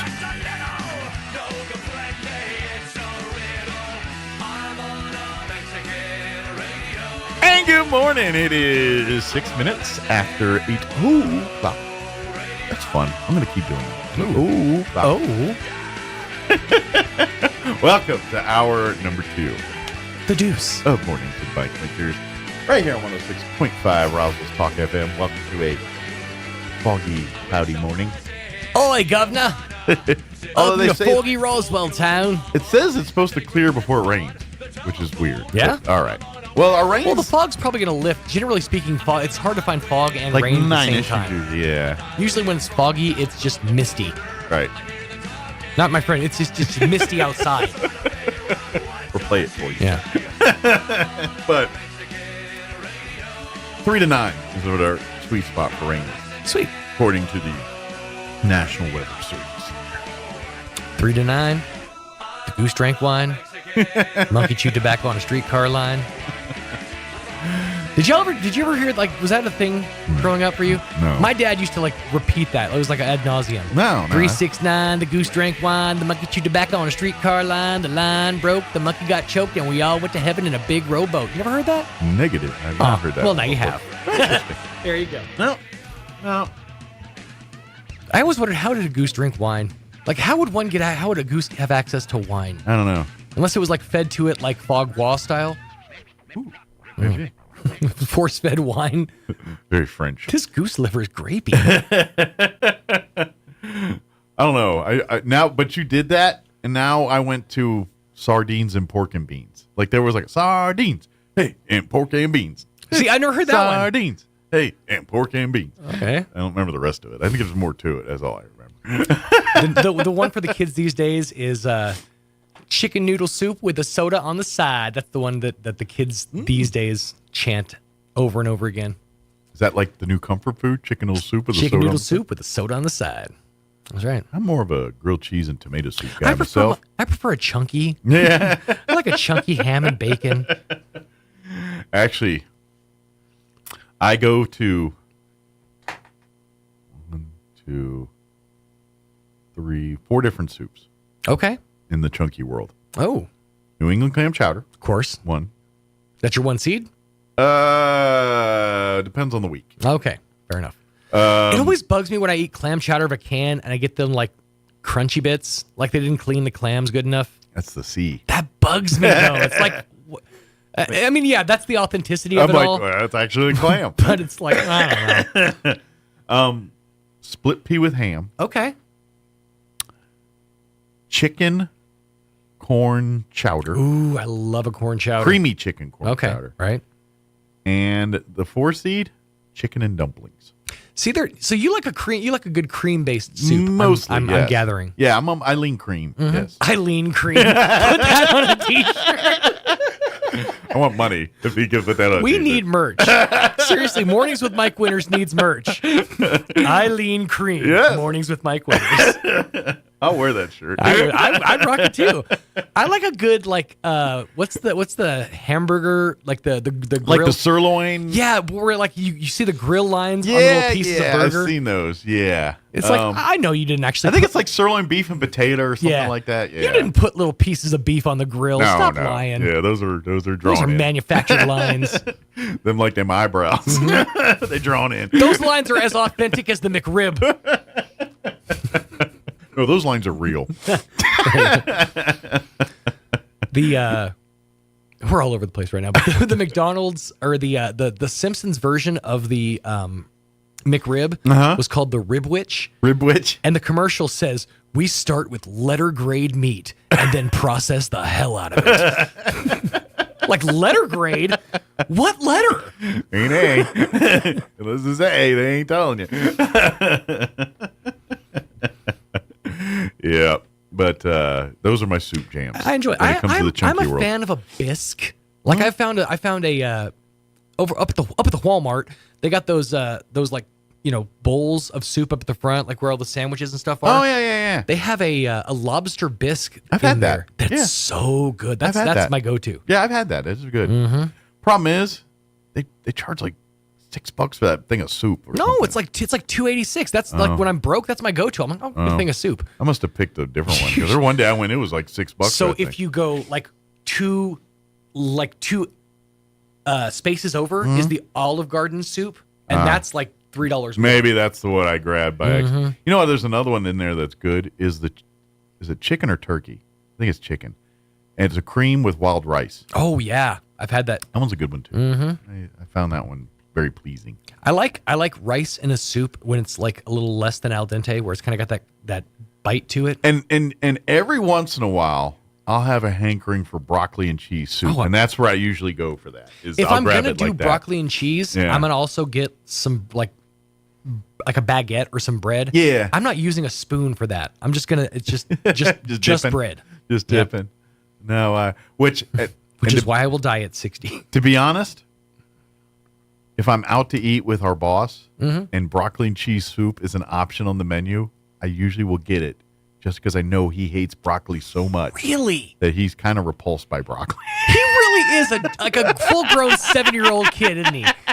He hates broccoli and he plays with trains. He's just a 7-year-old boy. So I will sometimes on deliberately get a big old bowl of broccoli cheese soup just to know that he's just retching over there looking at me eat this thing. Broccoli and cheese is one of those. It's like, oh, you want to eat something healthy? Here. I do the same thing to my cheese. wife with cottage cheese. Yeah? Like if I go and there's a salad bar, my wife's grossed out by cottage cheese. Really? I get a big old pile of it. I I'm love like, cottage cheese. You know what I mean? Get some on my mouth by accident. Now, really grosses her out. I didn't realize that I was kind of a curd snob. Oh, really? I prefer a larger curd. Okay. I didn't realize that until later in life. When I was like given the option, I'm like, oh, this is fantastic. Yeah. Mm-hmm. They're like little flavor pellets. I just grabbed the one that says cottage cheese. And I did that one time, and it was small curd. I was very upset. I didn't know That's how I realized I'm a large I got to curd pay more fan. attention to cottage cheese. I didn't know there was curd size in there. Like medium. Do they have a medium curd? I've never seen a medium. I've seen small and large. Interesting. It's like the tall and grande. I just grabbed green cheese, cottage cheese, and didn't think anything of it. So Gotta pay attention, man. I do. That's right. Now, granted, it's like once a year I grab. Then there's the 2% milk versus the whole milk cottage cheese. So like I said, there's a variety. Wow. So I'm wondering what do I even know? Open up your eyes in the dairy section, man. Well, and in all fairness, 99% of the time I get cottage cheese, it's at a salad bar. Oh yeah. And so whatever's in the tub is what I get. Usually that's a larger curd. I mean, I think like once a year I will buy cottage cheese from a grocery store. Damn. No, And that's because I have a weird cottage hankering. cheese. Yeah, now I'm having a hankering. And, Got my mouth all set up for some cottage cheese. well, it's like over the weekend I had a weird hankering for gummy bears. Really? Yeah. Like I didn't know I wanted it till I was at the store. Like I was at the store and I was in the checkout and they were showing they had a thing of gummy bears at the farmers there. And I'm like, that looks so good right now. I just want, and so I bought gummy bears and I, over yesterday and today, or yesterday and day before, I was munching on gummy bears. I finished my gummy and I didn't get the sugar-free. I get cravings kind of like a 65-year-old Jewish man. Like I get the weirdest, like the other day, yesterday, and this was actually Greg Birch's fault. I got a weird craving for Spam. Like we started talking about Spam in my office. I'm like, I kind of want some Spam now. Did you have Spam for I dinner? haven't. No, I haven't scratched that itch. My wife's running for the hills. So I have a Spam craving, which is funny. It's the opposite now, but she used to be the one that. Yeah, because you guys like flip flop. Yeah, we flipped on She Spam. used to be like appalled by it. Now she's a fan. No, vice versa. Oh, okay. She liked it. Matter of fact, she was the one who I never ate a Spam burger, and so this is years ago. She made me a Spam burger, and I was like, I'd rather have a hamburger. I was like, no, this is not as good as a hamburger. You're lying, and And then about 2 years ago, I had it. I said, I think I saw Spam where they're cooking it and frying it, put it in some kind of stir fry or something. Anytime I watch like the Spam Fest at Hawaii, I'm like, oh, I kind of want to try that. And it kind of said, I kind of want. And then I did it and I liked it, but my wife was grossed out by it. And then so I've been every once in a while just like, oh. And so I'll it's one of those nights where Kim's working or I'm like, all right, give me that pastaroni, because the rice-a-roni pastaroni, and then some Spam, and I'll cut up and fry up that Spam and heat up the pastaroni and dump it in there and just mix it up. Speaking of Hawaiian cuisine, you ever had loco moco? No, I guess I haven't. It's like the Hawaiian, like their signature dish. Okay. It's white rice, a hamburger patty, brown gravy, and I think an egg. Okay. Sunny side up egg. And you just kind of mix the whole thing together. It's really good. Sounds good. I'd eat that. It's ridiculously and good. it sounds like a Hawaiian, like that. Like if you go to a Hawaiian diner or something, that sounds like a staple there because they do a lot of Spam still too. Spam's a big thing in Hawaii. Huge over there. That's because of World War II. But, Yeah.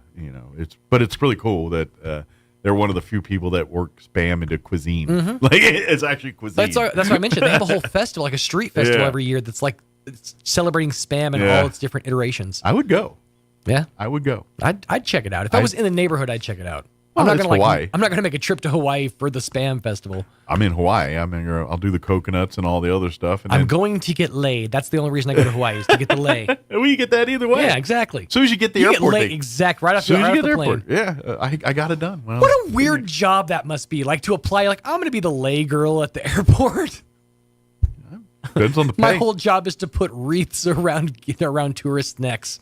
I feel like that's a stress-free job. It really and if would it pays good, then because everybody's happy. Who's mad getting off a plane going into Hawaii? I mean, honestly, businessmen.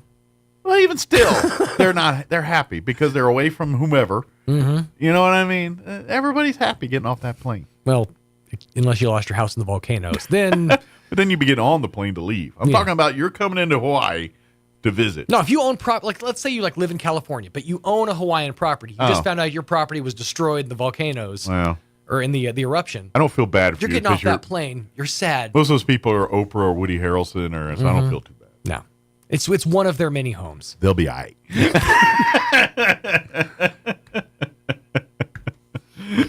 I mean, it did look bad when The Rock and Oprah were like, "Please help these people." I'm like, "You're right there. You're the two richest people on the planet, right there. Give up some of your coinage. You first." All right, let me. We probably need to get our interview going here. Otherwise, we'll miss it. Rambling about spam, spambling, if you will. Well, speaking of spam, John from Oasis Computer is going to join us. How to avoid spam on your computer? There you go. If that's not a segue, I don't know what is. Well played, sir. Well played. Spam in your frying pan, good. Spam on your computer, not good. New rule today. I imagine the people at Hormel were very upset when spam when they called like bad emails spam. It's like, hey, you should call it chili. Scrapple. They should have called it Scrapple. Because nobody likes Scrapple. I do, but that's just me. You're a weird guy, man. Because you've got to have it cooked properly. That's probably what it is. I've never had my Scrapple properly. Yeah, you got to get a good char on that thing to get a good crunch, so it complements the soft middle. Oh, okay. It's like a hash. If it's made right, it's fine. If it's not, it's god awful. Yeah. Mm-hmm. It's different than any, because you're like, this is meat because it's paste. I mean, it really is paste-like. So you fry it, then it gives it some structure. But you got to flour it and do it all. If you don't do it right, it ain't right. The whole process. There's a guy. I don't know if he's still around, but I remember watching diners, drive-ins, and dives, or one of those type shows.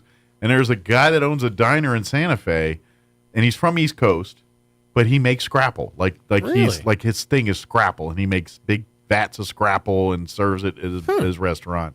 He's all about scrapple. It's a good business model. I mean, if you can like make gourmet scrapple, you're really coming in like low money. I saw it on diners. But this was about 4 or 5 years ago. I don't know if the guy's still in business. It's pre-COVID, so who knows what happened now. But anyway, we're gonna play our interview we had. Anyway. That's all I have to say about that. Anyway, we're going to play an interview with John from Oasis Computers. But first, here's your weather.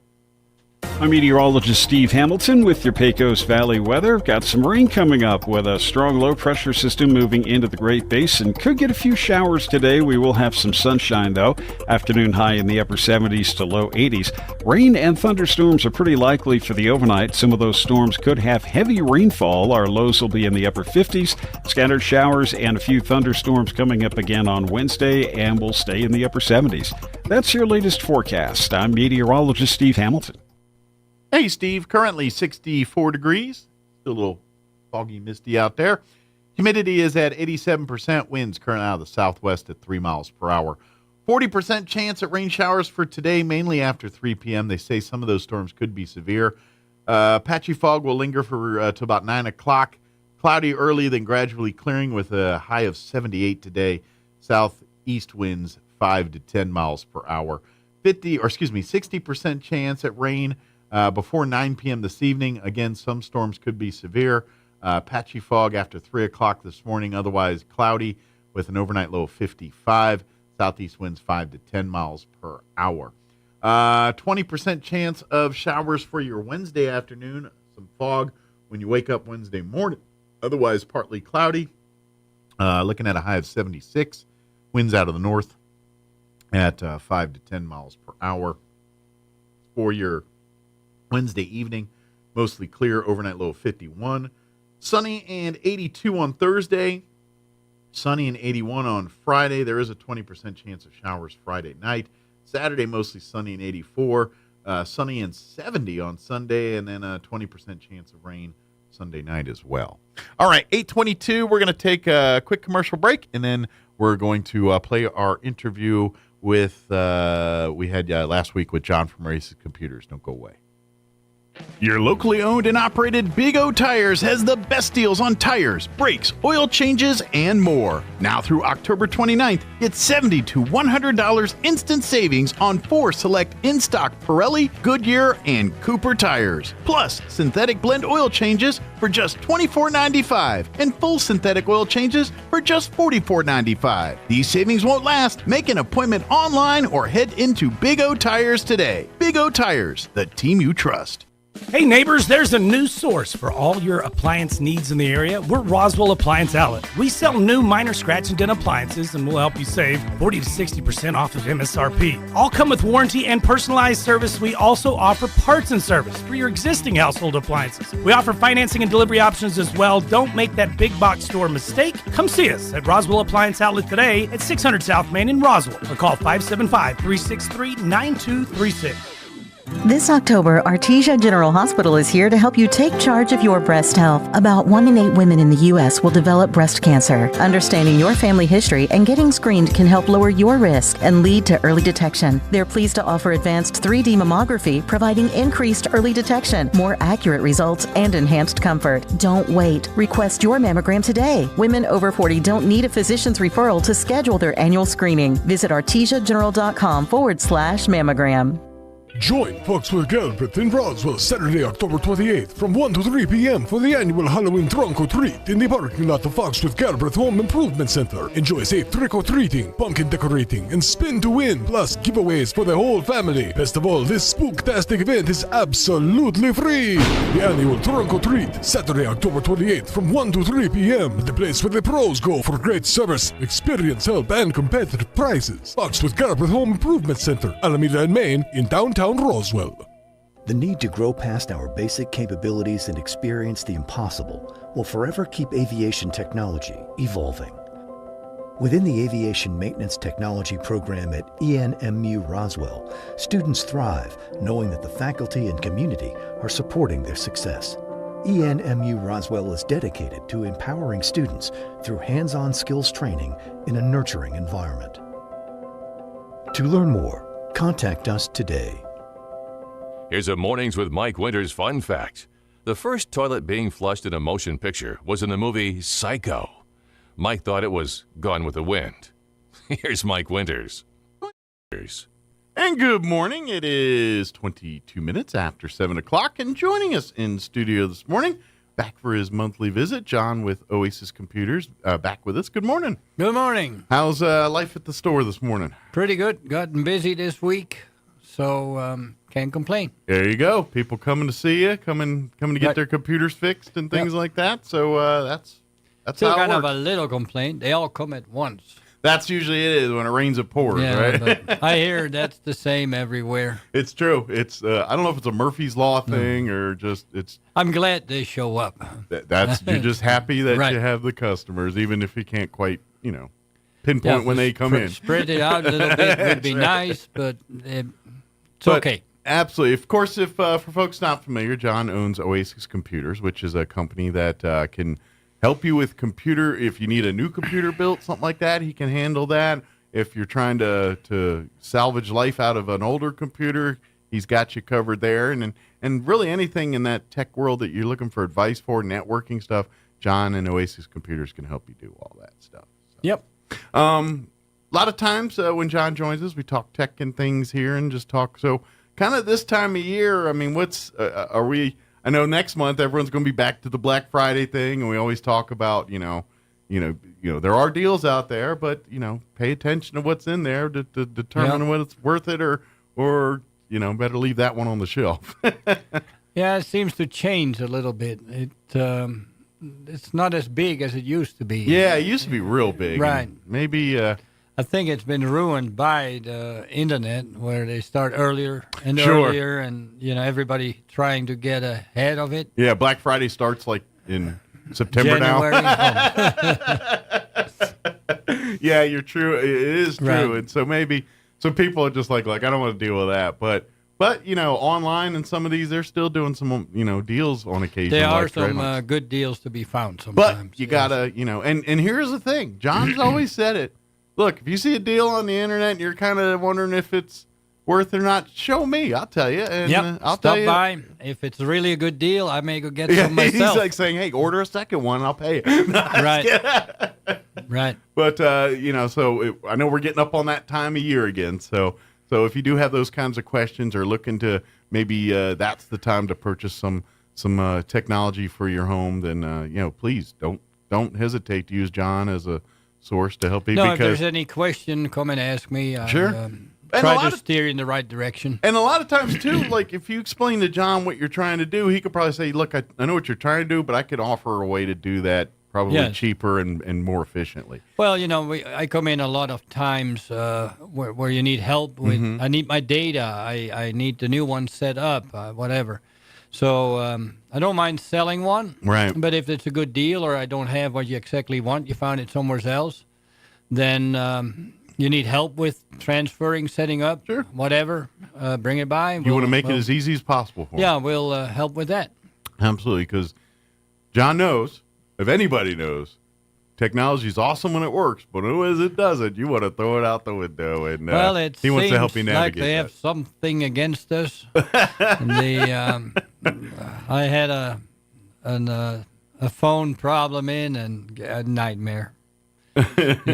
Trying to get it through, and then through the customer's head that no, the machine does not, you can't persuade the machine to go your way. A machine is a machine. Right. It's not, it doesn't have emotion. It doesn't. And then, like I always say, once you understand that you're the one making the most mistakes, you're doing it wrong, you got a halfway mate. Yeah. I always say, what the hell is wrong with this computer?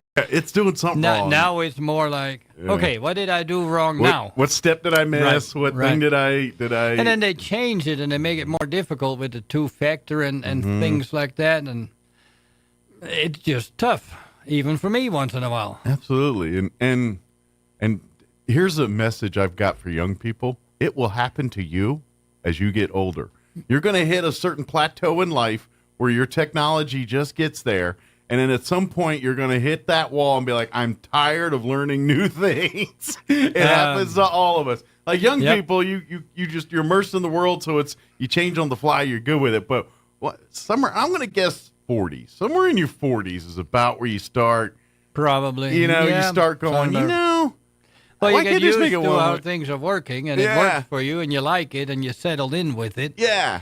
And sometimes it's obviously better, and it's not too hard to go with the flow. Yeah. But sometimes it's not necessarily any better. Yeah, it's true. And so trust me, even the young folks that complain about us, old people always complain about things changing, you're going to get there. Yeah. You're going to hit that air, and you're going, they were right. Yeah, I know. It just is. It's life. I remember my parents complaining about why it all had to change and be different. Yep, it's life. Trust me, all the stuff you complain about your parents, give it a few years, you're going to start relating. The only thing it looks like to me, it seems to be going faster. Yeah. Is that true? That changes are faster. Look at the Chat GPT, the artificial intelligence. Sure. What, a year ago we hadn't even hardly heard about it, and suddenly it's everywhere. Now everybody at least has just a year, a knowledge of it. They may not know what it is per se, but they've heard of it. And you're right. Well, and that's, but if you look back at technology in just the last 20 years, how much things are done differently now than we did them. Right.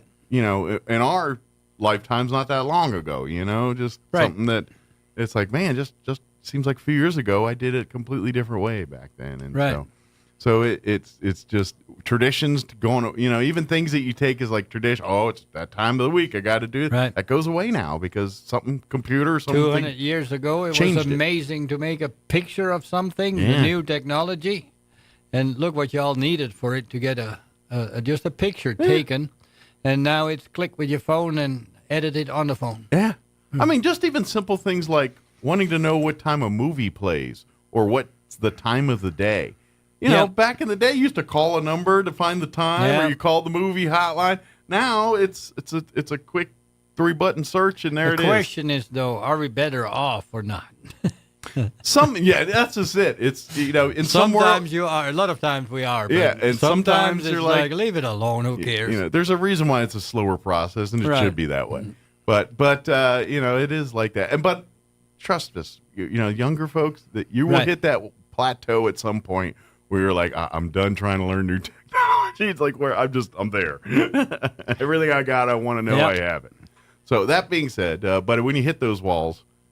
Regardless when John can be here to take care of those kind of. Yeah, and you bring up a point there on the you can ask for the time, whatever. Mm-hmm. And the funny thing still is, where do I get answers for my problem? Mm-hmm. And people come in, how do I do whatever it is, fill in the blank that you have a question about. Right. And it's like, interesting question. I don't know. So I turn around, start the computer up, and go to Google and say, how do I do? And type exactly the question in and say, oh, this is what you do. And they look at me like, well, I could have done that. You could have. The learn from it and try Googling it. You may avoid having to go anywhere to get an answer. Sure. Sometimes it's always worth a try, but sometimes you get more answers than you can handle, and that's where John can say, all right, let me Let me. Well, if it's obvious, it's probably okay. Sure. If you get several answers that point in the same direction, it's probably okay. Sure. If you get all different answers, it gets difficult. Yeah, it's because not then you're always working real well, but absolutely, it's a first try to see what to do. Yeah, and that's something I think people our age and older, that's not their first. You know what I mean? Like their brain's not trained that way to think that way. It's the same thing as going to tech support, and people like us, older people in general, want to talk to somebody, but that doesn't. It's not very effective. No. If you just do the texting or the what's it called, the online texting to somebody to help tech support. Is in general so much better. Sure. Well, and tech support's by design to talk to the people that have the least amount of knowledge about the product that we're talking about here. So people that have knowledge of it get frustrated because it's like, look, I plugged it in. I know it's all that. I want to get past all that and get to the part where I ask you why it's not doing this. Yeah, there's a whole range of problems. There's people that everybody has a certain level of what you should understand if you use a computer. That's just, these things are known. Right. But they're not. Exactly. There's many people that don't know what a right click on a button is. On a mouse button. And how many times do they actually solve the problem because they're sitting there going, all right, is it plugged in? Is it? And then someone says, oh, wait. Learned that a long time ago. Like they ago. did that whole thing like, of course it. Oh, wait. No, don't. It can come loose. Yeah. It can fall out. The best thing is it plugged in? Unplug everything and plug it back in. Sure. Don't look at it and say, oh, it's plugged. It looks like make sure it's it's seated. in. Make sure it's seated, touch it. Plus, sometimes, reconnecting, even though it was plugged in, fixes things. It is. Especially on the inside of a computer. I think Microsoft taught us that. When in doubt, restart it. Reset it, restart it. That's a big one. Have you tried turning it off and back on again? Sure. Well, and that's just it. A lot of times, depending on computers and things, like if it's problems in the cache or the cookies and stuff, you reboot it, it clears all that out. Next thing you know, the software that was having an issue is working again. And so, that's, sometimes that's the case. Sometimes it's not. But, we want to eliminate that. Hence the reason why they say, hey, did you try rebooting? Or did you try restarting the program? Well, sometimes it has fixed it, but it needs to, implement the fix by restarting up. Sure, like if you update and then you don't restart, the changes don't get applied until you that's correct. Until you reboot the computer. So. Right. But it's little things like that you kind of have to pay attention to, and if you do that, then when you have a problem, then it kind of it helps guys like John that are trying to fix it. They can navigate through that a lot quicker. Well, a lot of times the problems show up at a not very convenient time. Mm-hmm. I got to print this out and bring it to my lawyer. When you're in a rush. Change your password now? No, not now. Well, you can't. It never happens when you're just farting around Googling and looking at things. Reboot, and then it doesn't work. And, you get in a panic mode because you got to get it done. Right. Equipment fails you when you need it. That's a big problem. My favorite thing is with the Microsoft Outlook is that moment that I got to send an email real quick is the moment that, because of the way my Outlook set up, I have it on multiple devices, so it's to sync up, with everybody. Yep. So that moment, I'm like, let me get that email to you real quick. That's the moment my computer says, "No, we're going to sync first." And so it syncs for about 20 minutes of syncing, and then, okay, we'll send the email now. Well, you talk about Christmas coming up. It's the same thing as what we probably still have. I need that present ordered in. Mm-hmm. You have enough time to order it. You have 2 extra days. But order it now. Yeah. And it's really needed and wanted, and you really want it. Well, that one don't show up. Right. The one that you don't care for is there 2 days ahead of time. Mm-hmm. It's the same thing as all the customers showing up at the same time. Yep. It's just one of those things that if it can happen that way, it will happen that way. So, but we deal with them, and the moments that it gets a little beyond, that's where John can come in and say, hey, let's come on over let's and take a look and have a look at what we have at the moment, all kinds of computers around. Yeah. Computers are getting cheap too. I have one little, it's not a NUC, it's some unknown brand. Mm-hmm. that I ordered in, and I go, I probably lose my money on this one, but I want to see what it's about. I was very impressed. I sell it for $250. And it does. I can't hardly sell old computers when we have new computers that sell for $250. Sure. And that are probably a little bit more efficient than that. Well, it's the lower end. It's like the Celeron processor in it, but almost nobody asks for power anymore. Sure. Well, the gamer does, and a couple of people do. Yeah, but people are just doing what they... No, my average customer doesn't store any more data than between 45 and that's Windows and everything included, 45 to 90 And the people that gigabytes. need a lot of storage generally put it in the cloud now. It's not on a hard drive. Not the people that need a lot of storage. You know, if you have some certain people, they still have a big drive and have a lot of photos, music, movies, whatever on it that they want and need locally. But the average user, think of photos. You used to scan them in and put them on your computer and then put them on a drive because there was not enough space on it. And what do you do now? You take a picture with your phone, and where does it go? Goes to the cloud or wherever you keep it. It goes to your iDrive, whatever, your Google storage, whatever phone you have. And then they just get more space when they run out. But they don't need it all on a hard drive. What is a very misunderstood thing, too? Something goes wrong, there's nothing left, and, let's look at your online account. Oh, my God, they're all there. It's just, Yeah, it's a... But there's still some... But if you're a media type, like you said, a gamer or someone that creates media or stuff like that, then you probably still need the hard drives and the big, powerful PCs. Well, you and put stuff. you put out a point there. There's you create things, whatever they are, all kinds of different things. Yeah. Or you consume. Most of us consume, and the consuming part don't take much of a computer. Sure, but the Phone creating will it do does. The creating may need a lot more equipment. Yeah. So if you're a creator, if you're trying to maybe create software, games, things like that, or create art through that, then you're going to need the tools to do that. But if you, like you said, if you're just watching the movies or listening to the music, then more and more the computer seems to be used for when the phone is not sufficient. Sure. And people do more and more everything on their phone. But if you want to look at a spreadsheet and you have to scroll left and right and up and down on the phone to see just a small amount of fields on it. Yeah.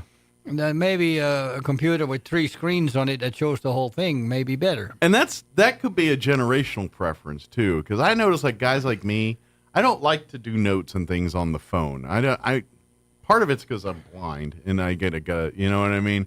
But I'm that piece of paper guy just because. But that's because of where I grew up and how I am. It's ingrained. Yes. That's. But really... I see younger people all the time. They can do their whole presentation on their phone, and I'm like, I wish I had that. To me, that it feels inefficient. I feel unprepared. When a problem comes in, I try to do it through the phone. I can speak to the phone and note the problem down, whatever.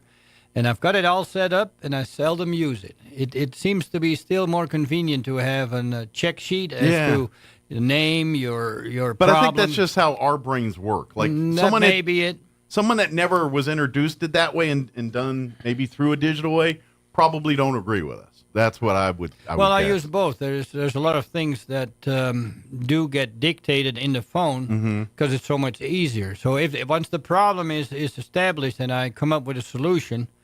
So I have some notes on it, but I want to make sure I can get back to it and I know what I did. Sure. Instead of typing it all in, and the funny thing is it works really good on the phone with Google for me. I just speak it in the phone and all the notes get stored in a note-taking app. Yeah.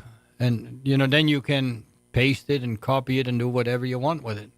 My boss likes to do a lot of the notes type of stuff. It's the same as texting. I've looked at texting and I go like, why don't you just call somebody for the longest time? Till I figured out that you can actually talk a text in.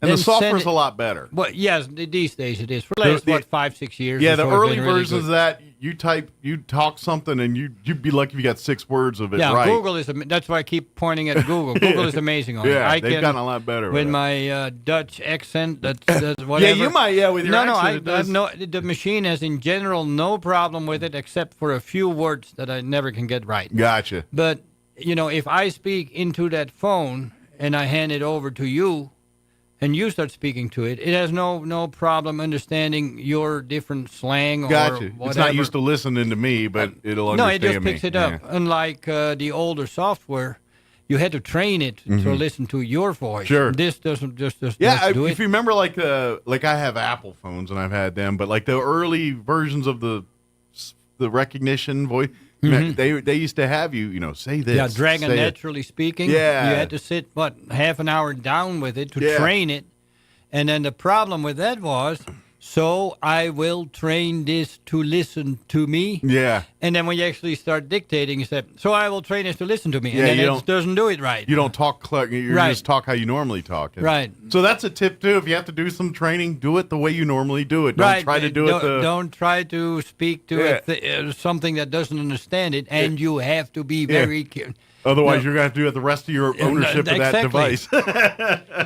Just little stupid things that you overlook and don't get. Well, and you funny you say that, because this is something when I do radio, when I have people record commercials, I always tell people, it's like, hey, when you're reading your script and you mess up, because we do, when you mess up a word or something, when we do it, and I was like, we all do that. Yes. And so I said, when that happens, I said, rather than try to say the word again afterwards, stop and restart the sentence over. And the reason why I say that is because what we tend to do as humans, whenever you make a mistake in a word, like when you're talking with someone, you'll say the word again, you raise your pitch up. So you'll be like, I went to the store the other day. Right. And then and so I can edit, but what's going to happen is when I edit, it's going to go, I went to the store the other day, and it won't sound right. So I always tell people, but it's very much like you're saying, because we're such a creature of habit in that way. And so I always say, if so it's right. It's kind of like, it's a good point. It's like when you're trying to do something to get people to train you or understand, do it in the way you normally do it. Otherwise, you're going to mess up that process. Right. So it's just one of those tips. It's the way brain and the human being works. I thought I knew what I was doing for the longest time until we come to today, and apparently I don't know what I'm doing because I type my password in that I type in every morning, and I type it in wrong. Yeah. Well, why? At first you wouldn't believe yourself you typed it in wrong. Right. But, I've doing it for years. Getting in the habit of clicking on that little eyeball and go, oh, what did I type in? Or you pick the wrong password for the wrong machine or something like that. Absolutely. Yeah, we did it wrong, but what it is it's because we do it so much that the one time you get in automatic pilot mode and you got slightly distracted, you messed it up. Right. And that's what happens, and so a character's off. Funny part is, give me your password. Have you capital? What is it? Hand them a keyboard. Type your password in. No problem. It's funny you mention that, but like my PIN for like your ATM or any of that stuff. It's amazing. People like if you have to do a tech support question, what's your PIN? And I'm like, it's a. Oh. Yep. And then I got to look at my phone going, okay, I remember it now. Same thing. That's a simple thing that everybody has experienced. Why is that? It doesn't work the way you would think it works because you think your brain recalls the pin and puts it in. Sure. It looks more like the fingers just know how the pin works. That muscle memory. Right. Yeah, right. Exactly. Yeah. And so exactly, I have to go to the muscle memory. It's like, okay. That's the pin is an excellent, because I don't know how many times, because every time you go to the store and make a purchase with it, you're just and you go on about your day. Not seeing something that's in front of you on the screen. Are you sure? Yes or no? And you don't see the are you sure? Yes or no? Even though it's right in front of you. And you've been sitting there for a minute, like, what are we waiting on? Like, it's me. Sorry about that. The pin, you talk about the pin. For the longest time, I always thought a pin was a four-digit number entry. And, one day somebody comes in and I say, I need your PIN to get in the computer. And he says, XYC capital D 124. And I was saying, well, sir, that's your Right. password. I need a 4-digit He looked number. at me and he said, no, that's my PIN. Well, okay, I'll prove you wrong. I'll type it in that way. And it let me in. Right. And I go, huh? How'd you do that? Right, exactly. How did he do that? So later that day, I looked up on it. How is that done? Well, for all that time, if you make a PIN, in Windows anyway, to get into your computer, there's a little checkbox that says, if you want to use letters and symbols, click this. Yeah. And I must have done that for 5 years. Never noticed it. You know what finally got me wise to that one was when they upped the numbers on the pin. Uh-huh. Like I think it's maybe Windows 10 or maybe the one before. I don't remember which version did it, but because we always put the 4-digit pin. But then there was one version, it was like a 6-digit There's or some something. places where you and I was put like, more oh, in. 6-digit. But then I saw the little things. If you want to go back to 4, if you want to, I was like, oh, okay. Right. And so But a lot that's of where it times dawned you on don't me. see that because Yeah. you're in the habit of it. The brain, I think, says the PIN is a 4-digit number. Period. That's it. End of story. Yeah. Even though it says right in front of you, if you want to use more or different, click here. Right. You don't see it. You see it, but you don't recognize Your brain it. doesn't compute Recognize it or whatever. Yeah. It's weird. Yeah, it's well, but that's really, if you want to do the brain social experiment, that's really, like when they do law enforcement training and stuff like that. That's all part of how they get them to be observant and things. They literally will do stuff like this and say, "All right, what's in the room? What do you see? And what do you observe?" And then you come back and you realize how much your brain didn't catch versus did catch. And so I think a lot of that's in the same world of what you're talking about here is how the brain works and how we perceive things and how we I think automatic pilot things. We fill in a lot of the blanks automatically somehow. Right. Well, it's kind of like you ever see those posts on social media where they usually write the words either backwards or upside down, or they'll use different spellings. Leave a bunch of letters out, and you can read it just and fine. you still can understand it. And that's what I think you're talking about. Your brain fills in the blank. So now, to speak. if it's the same word, that not the same word, but depending on what you fill in, you get two different words. Things may go wrong there. Sure, that's true. Right. Yeah. Well, and this is why you see the other posts that say comma placement can really change the meaning of something. Right. It's the same thing. Same as with programming. If you don't type it in correctly, it doesn't work. Do you remember those days? And this is, to me as a kid, I'm doing this, and to this day, I can't believe we completed some things. But, I grew up in that age where my first home personal computer was an Apple IIc. This is sometime in the mid-'80s sometime. Right. But, and obviously there wasn't a lot of software for really the general consumer yet. A lot of it you could create yourself or there was rudimentary. Everything's DOS based and everything, but I remember we used to get like a PC Apple PC magazine or something that came every month. And in those magazines there used to be these things where you could put code in. And then if you did all the code right, you could play Hangman or you could play some rudimentary game. And as a kid, I remember spending hours putting in the pages of code. And it never worked. And I think one time I got Hangman to work. The thing is, you missed one character in that thousands of code and nothing worked. Right. It's very common. So it was very complicated. Done it too. But that was how the early days of computer. But that's a reminder of going through star asterisk. This thing don't work. Yeah. No, again, you didn't type it in exactly. Of course, you have the problem. I've told the story before. But the customer comes in, warns me up front. We have not much money. We don't want to. We just have a question. What is your question? Well, this, and that. Oh, here in the book, you got page 25. Study up on page 25 and 26. Follow it, understand what it says, and do the thing it says, and it will work. Doesn't cost you anything to do. Okay. They come back a week later, and they said, we cannot make this work. It's impossible. Of course, did you do it right? You must be doing something wrong. Well, we get to this point here, and then it doesn't work.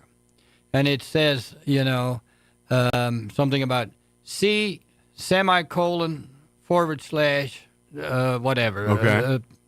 It's not semicolon. It's C colon. Ah. The book had a misprint in it. Oh, wow. So They after follow all it of that. exactly, and it does not work So because it's a misprint. The printer put a semicolon instead of a colon. Wow. And the whole thing don't work. I wonder how many times that happened before someone at the printer caught that. Maybe never. Probably right. Oh, man. But yeah, you're right. And that's that world here. But that being said, that's the world of computers. So please, if you're having those issues, or like you said, come down. Let John talk you through it sometimes. Sometimes it's just a matter of talking you through it. Say, all right. And then when you look and it's something as simple as one thing was off. One digit was off. One code. One thing to be prepared for lately, I thought that certain things would go faster, better, the way Microsoft is changing things. People stay longer than ever trying to get the password, the new setup, the new thing going. Used to be half an hour. We would get most of everything handled. With these passwords and this new setup, and the biggest problem is trying to retrieve to get back into the account. Gotcha. And it's just rolling downhill basically. It starts with, do you have your password? No. Do you need the PIN for it? No. Well, it can send a message to your phone. We don't have that phone, or the phone does not work. What other option do we have? I had one on Monday, and I don't know what's wrong with the phone, but it didn't work at all anymore. So, let's reset it. Can you work with losing everything? Yeah, that it's okay. We reset it, and Android phone.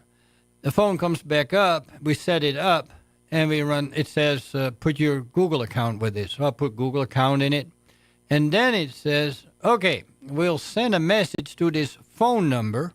Now at that point, the phone's not working yet. It's in the process of being set up, and they want to send a message to the phone number. And I go, how am I supposed to get that God's message? Sake, who programmed this? You know, this is horrible. So we tried to get in on a computer to his Google account. The password is actually good that he has. Okay. But it's a different machine, so it says, we'll send a message to this phone number so you can get in. No! But the phone doesn't work. How do you get the phone to work? So it got kind of busy, so I got busy with some other people and got done with it.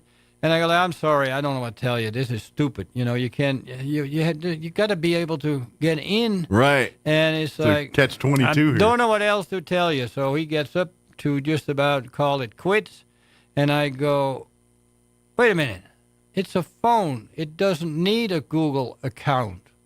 What's going? Okay. So we got to the point that we're stuck. We reset the phone again. Yeah. I stepped through it. And, of course, the same thing we're talking about, you don't see skip.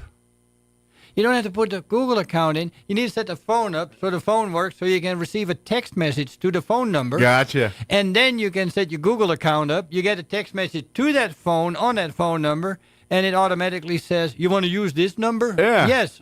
And it works fine. You know what the lesson there is? Like in life, always read the fine print. Well, that too, but read the whole thing. Sure, we don't absolutely. see the message. Our at brain the is bottom, only looking for what it's looking for and misses all the other bottom details. left-hand corner says skip ? And you just assume that it asks for that. You have to do that, Right. and then you can't finish it off. Exactly. Yeah, it's Pitfalls left and right. Hey, an ounce of prevention can prevent a pound of pain or whatever that is. I don't remember on that, but I just saw the time. Yeah, We're me about too. out I of saw it, you too. looking, and it's like I gotta get back. He's got customers to service here. Of course, if you need any work done, mornings are generally his service time. Monday through Friday between 8 and noon, you can come and bring your tired, broken computers and let him take a look at them. If it's quick stuff, he can fix it right on the spot and send you on your way. If it's something that's going to take some time, you leave it with him. He'll work on them in the afternoons. Yep. That's kind of what he does there. That's why we close in the afternoon so I can get work done. So he'll knock out the simple ones between 8 and noon, and then the heavy lifting, he'll keep it and work on it in the depending afternoons. on what needs to be done. Yeah, Some so- stuff just takes a little longer. Yeah. Call if you have any questions. Right. Call any time of the working day. Yeah. Call. Leave a voicemail if you don't get John live. Yes. And John says he'll answer every voicemail, but he He will not return any calls that don't leave voicemail. So leave Right. a voicemail. What is that the best number to get you at? 575-625-9141. Yep. And don't forget they're located right behind the Wool Bowl there on Garden. Garden. Yeah, Garden, not the other one. The best thing to say is right behind the Wool Bowl, Yes. because then you got the right street. Yes, it's right behind the Wool Bowl there. Yeah, rear on exit Garden. of the Wool Bowl Yeah. Stadium. Come on by and visit, and or if you're looking for new technology, or if you're trying to figure out a solution with your stuff, even networking stuff, he can help businesses and homes with their networking issues. Again, that's his afternoon stuff. Sometimes if he has to make a house service call, house calls are done in the afternoon. yeah, all that through there. So, Right. Good deal. Well, thank you, John. We'll see thank you next time, if not sooner, and try not to work too hard. It's never hard work. Yeah, and it's always interesting. Well, he, like everyone else, has to deal with landscaping and things, and sometimes it works amazingly. Sometimes you want to throw it in the river. So he was telling me about. Yeah, we have some issues once in a while. Yeah, it does. Welcome to life. Thank you, John. We'll see you next time. Thank you. Honey, read this. Seems Councilman Barry Foster didn't pay his water bill for over 2 years, owing almost $2,000. How? They would have cut his water off. State mandates the water service couldn't be cut during COVID. This says the Fosters make around $150,000 a year, and they refuse to pay their water bill? Since Barry Foster's been on city council, city debt has tripled. With rising crime, he voted against hiring 5 new police officers. And the city delayed vital repairs to our drinking water system. Now, repair costs have skyrocketed. It's time for a change. Change by voting for Carlos Marujo. He's a supervisor at Eastern New Mexico U. Carlos knows how inflation impacts Roswell's working families. Carlos Marujo will demand Roswell live within its means. He respects taxpayers. We can't afford 16 years of Councilman Barry Foster. Our Values PAC is responsible for the content of this advertising. Paid for by Our Values PAC. Not authorized by any candidate or candidates committee. Council's John Kirby says the Biden administration is focused on the roughly 10 unaccounted for Americans. It is literally an hour-by-hour effort here at the White House and at the State Department to find out where these folks are. Last week, an American mother and her daughter were released by Hamas, thanks in part to involvement from the Israeli and Qatari governments. And that's White House correspondent Greg Clugston.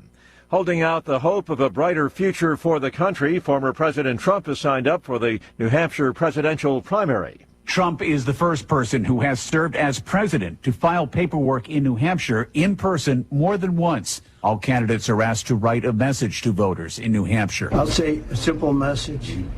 Vote for Trump and solve your problems. Trump won the GOP primaries in New Hampshire in 2016 and 2020, but lost in both general elections. He talked about high prices and inflation. We'll get it all straightened out, and we'll get it done quickly. I'm Ed Donahue. At least 7 people killed in a massive vehicle pileup along I-55 near New Orleans. Smoke from marsh fires and dense fog cut visibility. The crash involved 158 vehicles.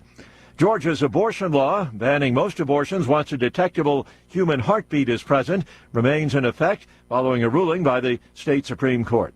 Rally underway this morning on Wall Street. Right now, the Dow is up 266 points, the Nasdaq ahead 118, and the S&P trading 32 points higher. More on these stories at townhall.com. Everybody wants cheap airfare, but where do you find it? You call low-cost airlines. Their prices are direct from the airlines, and they're so low you can't find these fares published anywhere. They specialize in cheap flights, discount hotel rooms, cheap car rental rates, and great package deals anywhere around the world. Wherever you want to go, they can help you get there cheaply and with a best price guarantee. If you want the lowest prices on your airline tickets or other travel services, call now. That's right, call. That's the only way to get these rates. Experts are standing by 24/7 to get you the cheapest airfare and hotel rates available. So don't wait. Call right now for the lowest travel prices anywhere and for great last-minute travel deals too. Call 866-755-5300. That's 866-755-5300. Again, that's 866-755-5300. Call us right now. The leaders of 3 opposition groups that collectively won the most votes in Poland's recent elections have agreed to govern together. The leaders also announced that Donald Tusk, the leader of the largest group, is their candidate to be prime minister. Tusk is a former prime minister and former president of the European Council. Their announcement came just before President Andrzej Duda was scheduled to open 2 days of post-election consultations with the heads of parties that won seats in the new parliament. Duda is required to tap a candidate for prime minister. Correspondent Jeremy House. Washington State Senator Jeff Wilson arrested in Hong Kong for carrying a gun that was not registered in the city. His website and local media report that he was released on bail after a court appearance.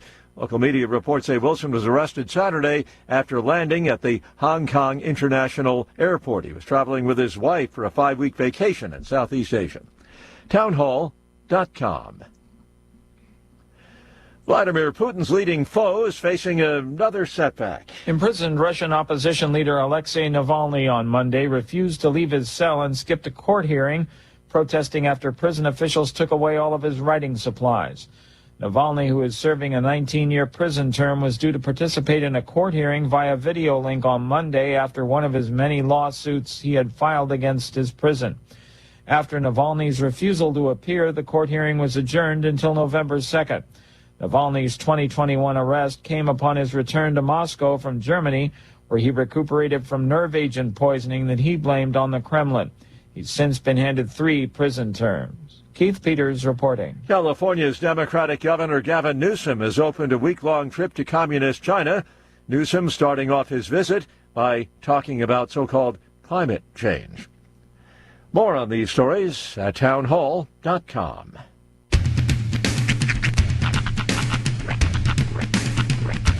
What in the wide, wide world of sports is going on here? I promise you, whatever scum did this, not one man on this force will rest for 1 minute until he's behind bars. Now let's grab a bite to eat. Yeah, come on. I feel the hot wind on my shoulder and the touch of a world that is older. I hit the switch and check the number. I leave it on and then I slumber. I hear the rhythm ringing through it. Flamenco guitar and cumbia music. I hear the talking of the DJ. The traveler said, what does he say? I'm on a Mexican radio. I'm on a Mexican radio. Broadcasting live from high atop the J.P. White Building in downtown Roswell, New Mexico. It's Mornings with Mike Winters on 106.5 Roswell's Talk FM. Is that what I sound like when I talk? Now, here's your host, Mike Winters. And good morning. It is 6 minutes after 9 o'clock. Welcome to hour number 3. Race Invierno. Mornings with Mike Winters, right here on 106.5 Roswell's Talk FM. Happy Tuesday. Yes, happy Tuesday. Have you seen those commercials for Tubi? I've seen some Tubi commercials. Which one have you referenced? Okay, so I watched a movie with a friend over the weekend on Tubi, and every single the commercial breaks of the movie, every single first commercial was for Tubi. The whole thing is like it's like longer. Like everything you get is longer, right? So there's one where there's this, it's like a stage play, and this couple's like square dancing, and he does that thing where he like throws her under his legs, but his arms just keep going across the stage and like all the way into like this little cave. Or then there's like this one where this guy walks up to this girl in like a beach chair and he takes his shirt off, to reveal his abs. But it's just like, I've seen that one. Non-stop abs. I've seen that one. And then it cuts to a wide shot and he's like 20 feet tall. I've seen that one. Yeah, that one I've seen. The abs one. So, it was annoying at first. I was watching these ads. I'm like, all right. But then I came around. I'm like, these are really good. Yeah. I saw the abs one. That one I did. That was on regular TV. Yeah. What was I watching over the weekend? At every break, they had a commercial for it, and I don't remember what it was. It was like a TV show or something. They were just hawking every single break. Oh, I know what it was. I mean, obviously, they didn't do a good enough job. The Meg 2 is on HBO Max, and every single break, Sunday, I was watching one channel, and every break, the Meg 2 commercial. And it was the same Meg 2 commercial. I'm like, and to be honest, I don't even want to see the movie. I watched it. Desire. It's like Aquaman meets Jaws. That's what it reminds me. I gotta fight this giant shark. That's what I watched the trailer. Like it's like Aquaman and Jaws mashed together. I've had a hard time taking Jason Statham seriously as an action star ever since I saw the Crank franchise. Yeah, of movies. that one was. I mean, don't get me wrong. I love those movies. Yeah. But it's real hard to take the Transporter seriously after watching Crank. Yeah, and to be honest, my only Statham I really dug is the Transporter movies. Okay, I will be honest with you. I never watched any of those movies. The only scene I have ever seen from the Transporter series of movies is that one where he rides the dining tray down the stair, the rails, the stair rails. Yeah. That's the only scene from a Transporter movie I've ever seen. Yeah, I think he also uses a bulletproof vest in 100. Yeah, he does all kinds of stuff if I remember Which right. props to whoever made that piece of dishware, because that's some durable stuff. I never liked the Expendable movies. I tried to get into that one, never could. Did you know there's another one? I just found out they just put out a new one. Yeah, I had heard there's no idea it was even a thing. But a couple of the people are gone. Like the ones that they didn't like working with aren't gone anymore. Well, Stallone's still there. Yes. Well, Stallone's like the main dude. That's like his. Yeah, I think he's the main guy, but I feel like it's called Exportables. It's like the 4 is right in the middle of there was one, was Van Damme in that group? I think so. Yeah, I don't think he is anymore. Let's see. Like there's a couple in that group that aren't in that group anymore. So you're saying he was expendable? Yes. They expended that one. What are they up to, 4 or 5 now? Statham, Dolph Lundgren. Yeah, this is 4. Megan Fox, Andy Garcia. I'm trying to look. They dumped a bunch. I'm trying to find all the old people. 50 Cent, Randy Couture. That's pretty much all the names. Oh, so they got rid of Megan Arnold. Fox is in there. Wasn't Arnold in there too? Arnold was one of the first 2. Yeah. Yeah. Yeah, because originally it was Arnold and the real 80s guys, Van Damme, Stallone, Statham. I think now was more 90s. I think now they got Stallone and Lundgren. It's matter of fact, that's 80s enough. I don't think Statham was in the original one. He wasn't. No. Yeah, he showed up later. Yeah, he got John Cena'd in later in the franchise. There you go. But no, I mean, I don't know if I would be honored or insulted if somebody was like, "Hey, we want to cast you." Cool, in the Expendables movie. Oh, maybe so you're saying I'm old? Well, could be worse. Could be sci-fi going. Got another Sharknado movie coming out. Tara Reid needs work. We got Sharknado 17 coming. By the way, there is a show on. It wasn't on last night because of the World Series stuff, but there's a show on Fox called Special Forces that comes on Monday nights, and it's celebrities that go through Special Forces training. I've seen the preview for that. Well, there's a current season. Tara Reid was on it. Really? She's no longer on the show, but she quit. But how's oh yeah, there she is. Tara Reid was on there. JoJo Siwa. I think Des Bryant was one of them. Tyler Cameron, Savannah Chrisley. I'm trying to see if there's anybody I know from this cast. Really, Jack Osborne was on there. Yeah, Jack Osborne's on it. China, Bodie Miller, Brian Austin Green. Yes. Wow. He's gone already. So how'd Tara Reid's? How'd she do? How's she looking these days? Because I've heard she sort of got it together a bit. Well, that show's not the show to showcase off if they got. You can hear it in her voice. Even when she was hot, she looked messed up. Okay. So. Even when she was hot, she had hammered girl voice. She looked like she's abused herself. She looks haggard. Rode hard and put up wet, as they say. The drugs or whatever she was, her deal is taking a hold of her. Well, the drugs did her. She did not look good. No. That's a shame too, because she was. I mean, she had it in her to be like America's sweetheart status. Yeah. And she was getting those roles too. Like if you look back at the early days, American Pie, Van Wilder, she had it in her to be like that level of star. And she just mental health messed her up. Man. Yeah. That's a bummer. She hit some hard times and I don't think she's fully recovered from it, to be honest. Jack Osborne.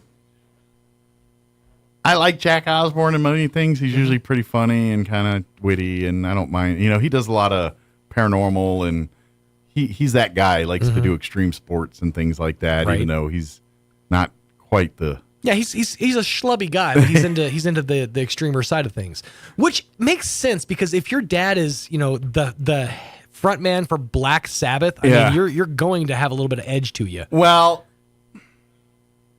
it comes across bad on the Special Forces show. Really? Yes. Okay. Because he kind of comes off on the episodes like a know-it-all, and then he gets smoked. You know what I mean? Mm-hmm. Well, that's kind of what you hope for. I almost feel like that's editing. Like maybe they made him out to be this pompous, like the one jackass time guy. he didn't get smoked was the episode that was last week's, where that's the one where they fight. And like combat? Yeah. Oh wow. They basically two on two. They put helmets on them and boxing gloves, and they say, "Turn them loose until we tell you to stop." Wow. And it's game on. And Jack actually held his own in that. Really? But the other things he did, he failed miserably. Wasn't even close. Like he was kind of coming in talking a little smack. Like he was like, "Well, I've done I've done this. Like I've been in training. I've done." And he'll ask questions that he knows is just going to tick off the Special Forces guy. He'll ask some. Well, can I do this? And it's like, shut up. Just do it. It's funny how he just pops up on just random, like anytime you need like a smattering of B-list celebrities, Jack Osbourne always pop up, like right there with Wee Man and Eric Estrada. Right. Specifically, I think maybe this is what he was referencing. That time he was training to be a state trooper. Or that one show where they took the taser, which is still to this day one of my favorite things in the world. Watching Wee Man take a taser. I remember that. Yeah. Fantastic. Yeah. That was a Fox show, wasn't it? It was, yeah. Eric Estrada. Yeah. Who else was in that Wee Man, group? Jack Osbourne. I want to say maybe even Tara Reid was on that one too. I'm not sure. But wasn't no, what's her name? LaToya Jackson, I think, was on there. That's right, she was. Yeah. But wasn't there a comedian too? Someone like from Community or something like that. Carrot Top. Let me see. I'm not even sure what the name of the show was. Yeah, I don't remember what it was either. But Jack Osbourne's done another show.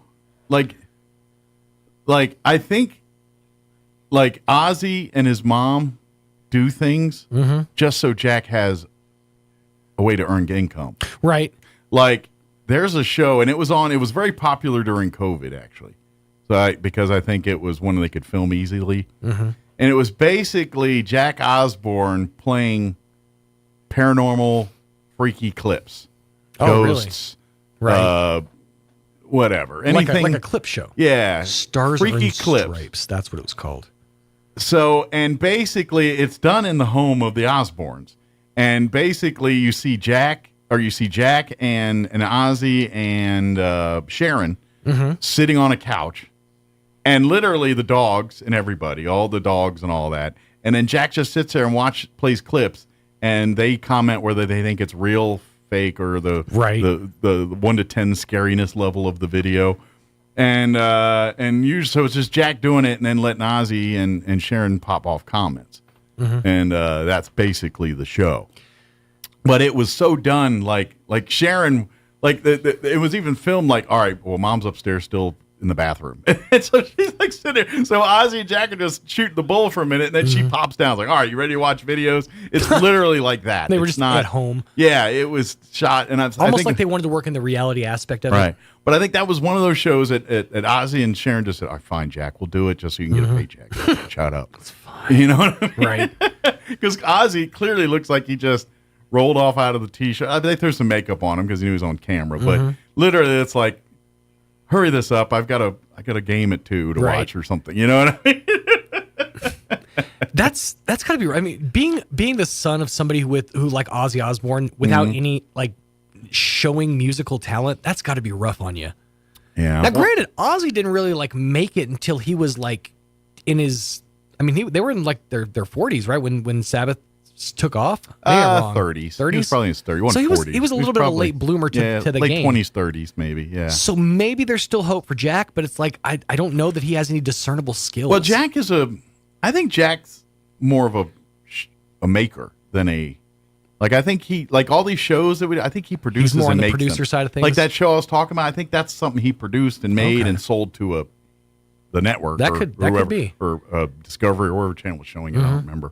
But, so I kind of got to think that's what he does. Like, he makes these shows. He has his own paranormal show, like Ghost Adventures. Right. Where he goes to haunted houses and he's got some girl. I think his sister comes with him once in a while, too. Really? Kelly. I think Kelly gets involved in that once in a while, too. I feel like the most boring job on the planet would be ghost hunter. Like, as I've watched those shows, even watching those shows is a slog. And they put like the sound effects and like all the lighting. They're just tired.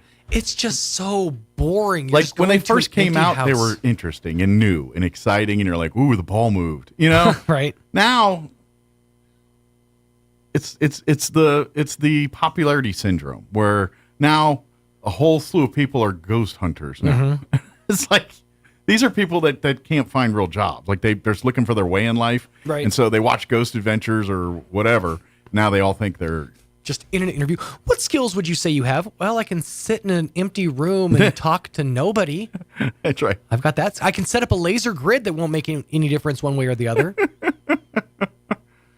My favorite was always the radio one, where they scan through all the frequencies and try to get them to say a word. You know, Yeah. that's my favorite one. It's like, how old are you? 5. You know, those are the ones I always like.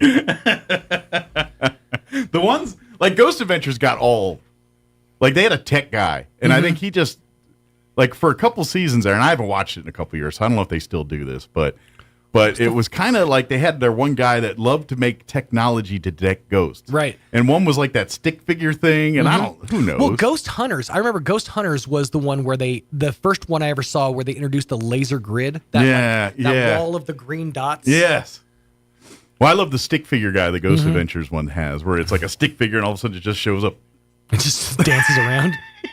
We need something to dance in the corner here. It's like, ooh, he's right next to you. I'm like, did you just draw a stick figure up there? We don't know what it is. Oh, the aura is showing you the stick figure. Yeah, He just used a Connect. Yeah. Like one of those like Xbox like cameras that doesn't really pick up anything. They do a real good job making you think, and I'm like, yeah, but that's all. I mean, that's not proof of anything. It's proof that you have software that makes stick figures next to him You can standing make in the a dark. dot and another dot and a line between those dots. Good for you.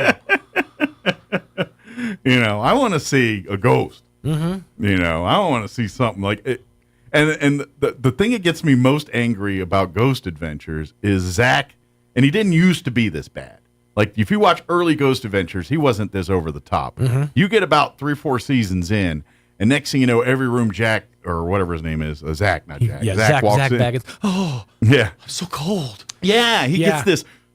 He starts like He's acting like weighed a drama down. queen all of a sudden, and you're like, "Come on, guy, why are you the only one who's experiencing this?" The other two, and then one of them finally says, "Yeah, I feel it too." Oh, and you're like, "Oh, come on, stop!" It really is the Emperor's New Clothes.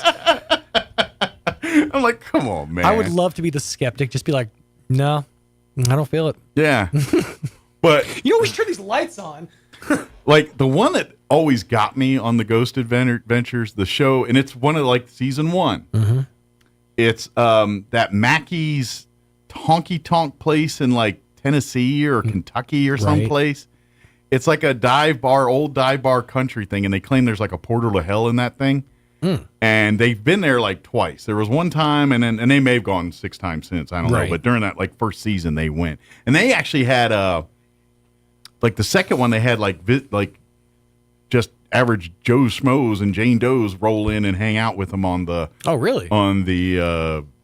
investigation. But that one had some scariness. I'll in it. tell you, like there was some stuff in there. I'm like, yeah, this they didn't have to trump this stuff up. It was creepy. I remember when that whole like genre jumped the shark. Yeah, Discovery one year, I think it was for Halloween one year. They did a live ghost hunt. Like it was like an overnight. I remember. You remember that? Yeah. It was like they would check in with them throughout. Like it was a marathon of ghost hunters. Yeah. But then they would just check in on.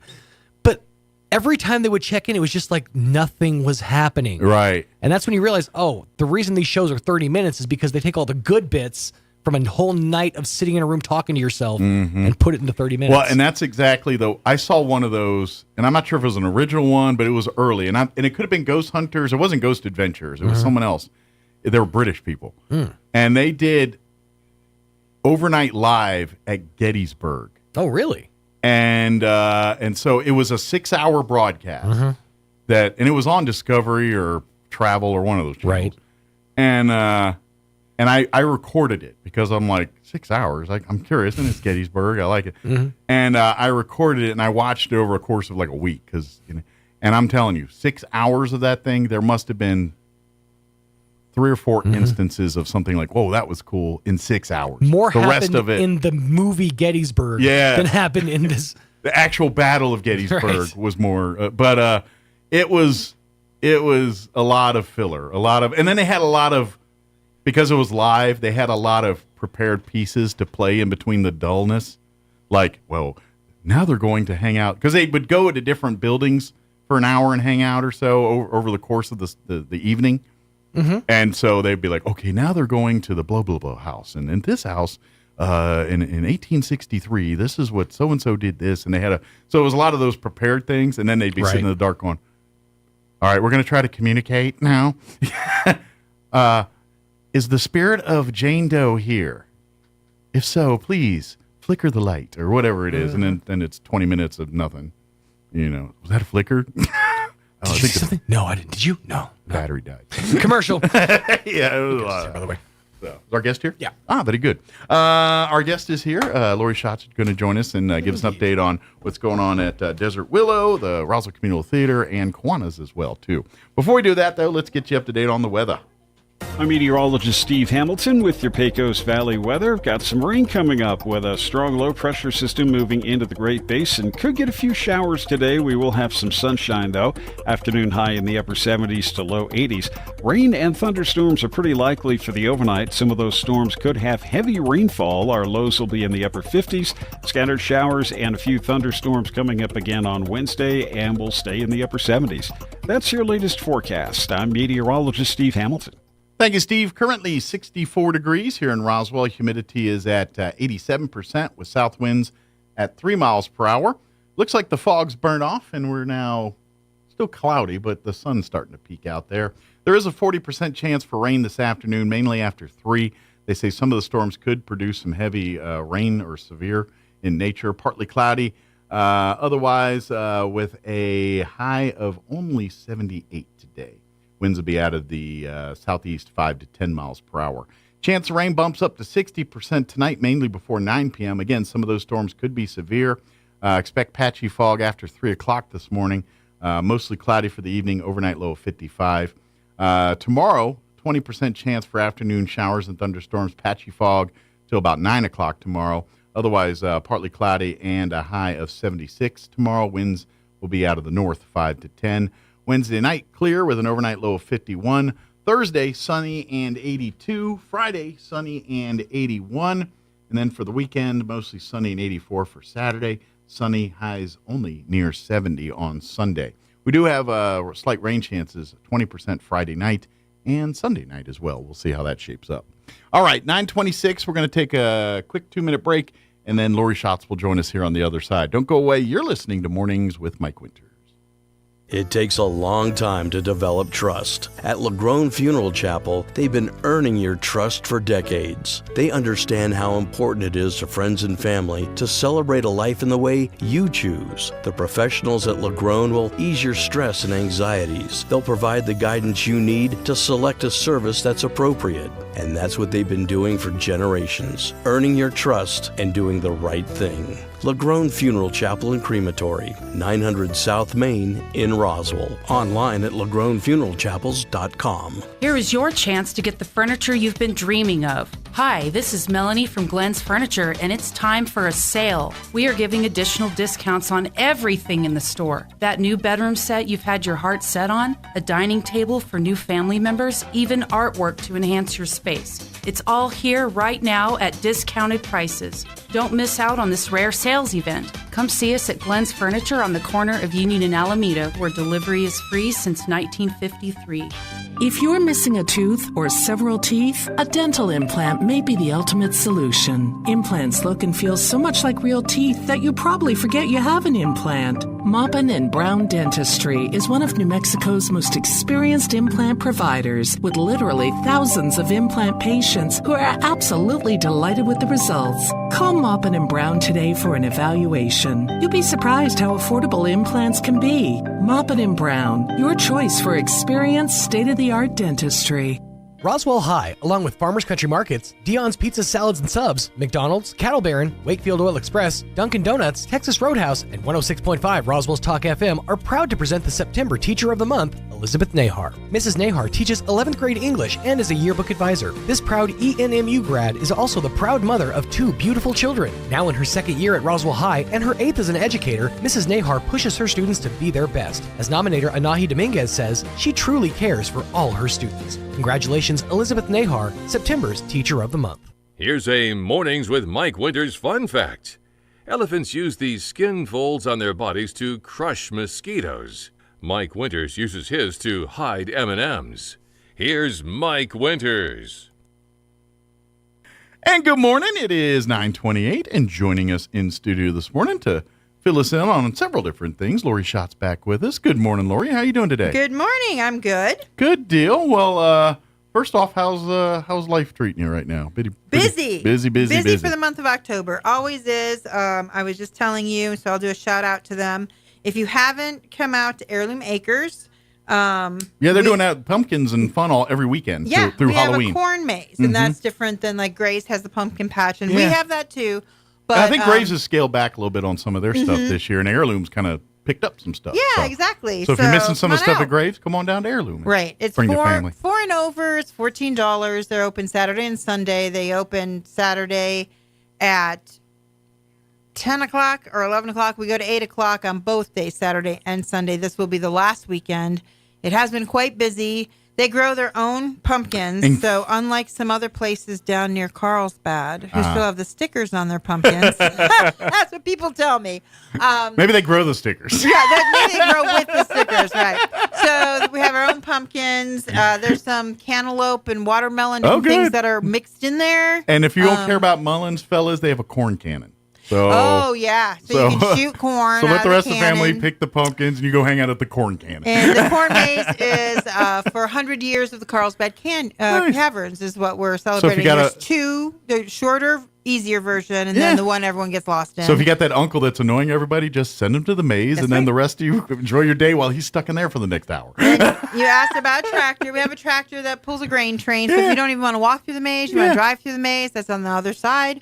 We can get that. There's bonfires you can rent. There's concession stand with food. This year we have kettle corn. Oh, good. That's always a good thing. Can't go wrong with kettle corn. And pumpkins are 50 cents a pound since I am known as the pumpkin lady. There you go. So come on out and see us. That's Saturday and Sunday of this week. It's on 82 on your way out to Lovington. It's on Lovington Highway. Follow the signs. And so you'll find it very easily. Anyway, I've been doing that all month. So my regular job plus that. Plus all my do-gooder groups, and so I'll be very happy for November. There you go.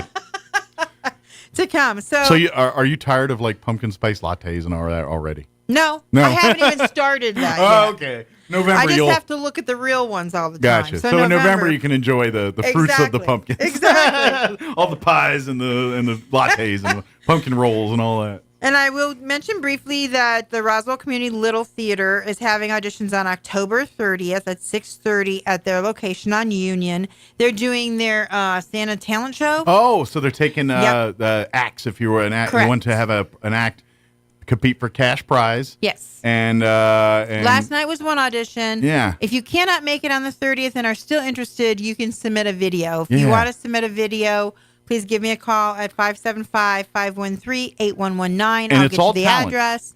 It's all kinds of talent. Yeah, it doesn't have to be juggle, singing. you can dance, you can sing, you can be a comedian. Maybe leave the America's Got Talent guys with the bows and arrows and the flaming things. Yeah. Leave I would that for probably America's not Got do Talent.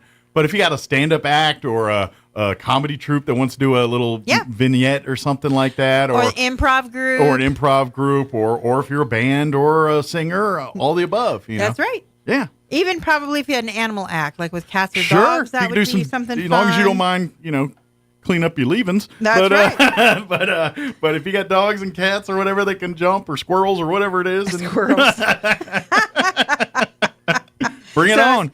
It's Santa's Talent Search is what they're calling it this year. So make sure that you submit your video. Again, give me a call or go to Union to the theater itself, 6:30 on October 30th. The old Park Twin for people that have been here a time or two. And then while we're on them, on February 3rd, I'm just going to give you more information than you care to know. We have a Johnny Cash tribute coming. Yes. So a professional show will be happening there February 3rd. There will be an afternoon show and an evening show. Tickets will go on sale around Thanksgiving. So you can buy them for Christmas gifts. I was about to say they make great Christmas gifts, holiday gifts here, yeah. And there'll be a VIP room like there always has been, and details yet to come. But it is February 3rd. And as Lori's mentioned in the past, this man imbibes all Johnny Cash. He is. Yeah, he thinks he is Johnny Cash. He's He's been on national tours. When he puts on the black, he's Johnny Cash. Oh, yeah. Oh, yeah.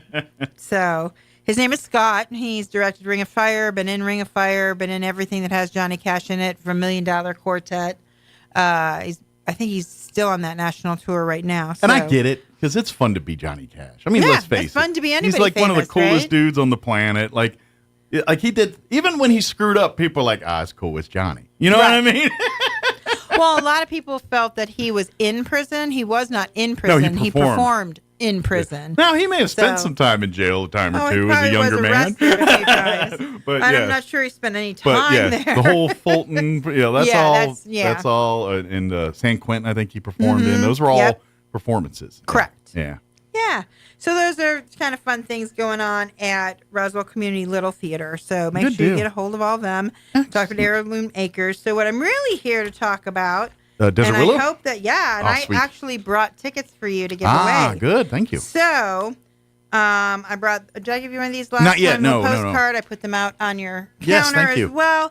On November 9th, we have a gala coming up, and it's kind of more casual. When you say the word gala, sometimes People are like, say oh, dressy. man, I got to get a dress or a tux. No, No. like even the staff are Thank you. doing jeans and a polo shirt. I Well- mean, it's very laid back. And to be honest, the work of Desert Willow is not done in a dress or a tux. No. It is done in jeans and a t-shirt and or in a big hat probably. Oh, because a lot of sun. A lot of outside stuff. But if you're not familiar, Desert Willow is an animal rescue. It is. And / education. Yes. They're located there in Carlsbad. They serve all of New Mexico.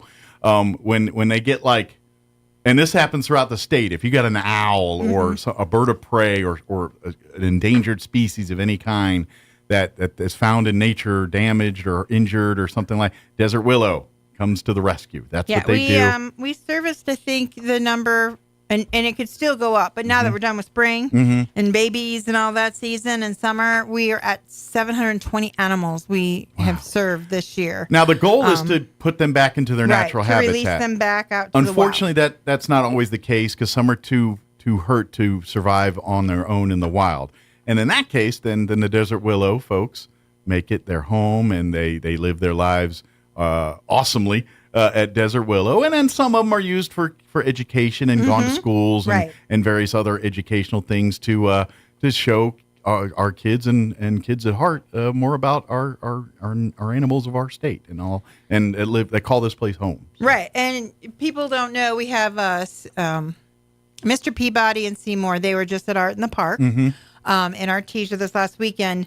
They are pelicans. They are indigenous to this area. And I'm like, seriously? Anything that migrates over us is indigenous. Exactly. And this is migration season. Well, so those are the kind of injuries we'll get at this point. One of the biggest migrating spots in the state of New Mexico is Bitter Lake Wildlife Refuge right up this road here. Oh, yeah. That is your pilot flying J for all these migratory animals. They come in, land, they come in the spring as they're heading north to go do their stuff up north, and around this time of year, they're heading south. Right. And it's all kinds of birds. It's not just birds, insects, butterflies. Right. It's the monarch butterflies but again, that's what Desert Willow does. You see the stuff that's at Bitter Lake and those migratory, but if there's something that goes wrong or the's a bird that or you see an injured bird, I mean, give us a call. Desert you don't Willow have to go get it yourself. Yeah, You they can got go their and get experts it. that can, give them a good locator and as much information as you can to help them do the come and collect the animal and all that. And we do a lot of birds, like you said, but we foster a bobcat at our facility.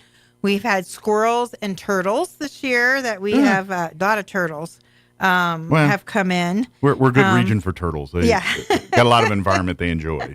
So yeah, and again, like you said, we do a lot of releases. That's always a fun educational thing. And our mission and vision is to rehab, put them back in the wild. We like to do releases, especially I know we are going to be at NIMI coming up in November to do a release and to do an education program.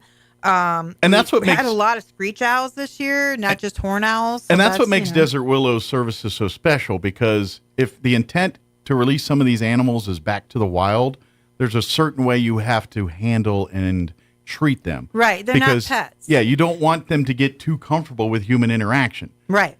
Because if they get too friendly with humans, they depend on us. That could be dependent and could be detrimental to them. So, and a lot of people ask when you see the birds out or other animals, can we pet them? The answer is no. No. They're not pets. The only animals that they might let you do that kind of stuff are the ones that are permanently a part of the home and are used for educational, and they're kind of been groomed to be around people and things a little bit. And still, Robert, our outreach person, is like, they're still wild animals. Well, some of these are birds of prey or predatory animals. Yeah, they're and hawks. That's their instinct in nature, and it's not to be a cuddly toy for you. Right. I mean, Jack Black is a great bird, but when he pecks you, you know it. Yeah. So you want to make sure, and they have to wear all the garb, and you have to have so many hours of volunteer training before you can even handle the bird. Yeah. Now we do touch their chest to let them know we're there, things like that, but to actually pet on them and love on them is not really the purpose. And the people that handle them day in and day out can obviously do more because they are comfortable and familiar and trust those people. And we do have, we have a young girl named Kylie. I'll just say her first name, in Artesia, and she is one of our top volunteers. We have sent her to workshops on different things. And so she's about it. I mean, she is with It's probably her passion. She her wants future. to be a vet. Yeah, I was about to say this is probably her desire to do this for a living at some point. Yeah, and it's because of her exposure to it. Of course, it That's doesn't hurt that she lives next door to our outreach coordinator who got her involved, but that's okay. And not to mention the people that do that probably have a huge love and passion for animals. Right. And so, when you have that, you're willing to look past a nibble here or there. Because that's just the nature of the work you're doing. Right. So the gala is $50 a person. This is the best way to support. If you want to support this and do all that, don't you run around trying to capture these birds. No. Come to the gala and eat a bunch of food and bid on the silent auction, have fun and party. And that's $75 for a couple, $50 for an individual, $7.50 for a table, and that goes up depending on what level. That's seat 8, I'm guessing. Yes. Yes. And we let's say, I don't want to do that. I'm in Roswell. It's too far to go to Carlsbad because it's at the Performing Arts Center's event center in Carlsbad. That's fine. We have membership. Yep. We have membership that starts at $25 a year. We have a membership picnic in the summer. We have membership open house where Santa will be at this year. Oh, cool. The membership does begin at the top of the year. So you could become a member now, and it would go for all next year. And your money from your membership goes back to the rescuing these animals and paying for the facilities and upkeep of the facility to do all that. And let's say a civic group or a company, hey, we'd like to sponsor an educational animal. That can be a sponsorship at $500 up to $5,000, and that helps care for and feed that animal for the entire year. And because, of course, we have to keep feeding them as well for our educational programming. So we're still looking for sponsors for our and there's a lot of that. Groups and things that come out to see and visit out there. So every time they go to visit, they'll see your name on the cages and everything out there for that particular animal you're sponsoring and all that too. So the gala itself starts at 5:30, and your meal is included. There is a silent auction from everything from Yeti coolers, guns, pottery. Probably some memorabilia in there too, I'm guessing. We usually have, what's the black bear's name at the Desert Living Museum? Yeah. I want to say it's Betty. Yeah. She does artwork, if you don't know. Yeah, I've heard. And so we have that Some in of our the silent auction.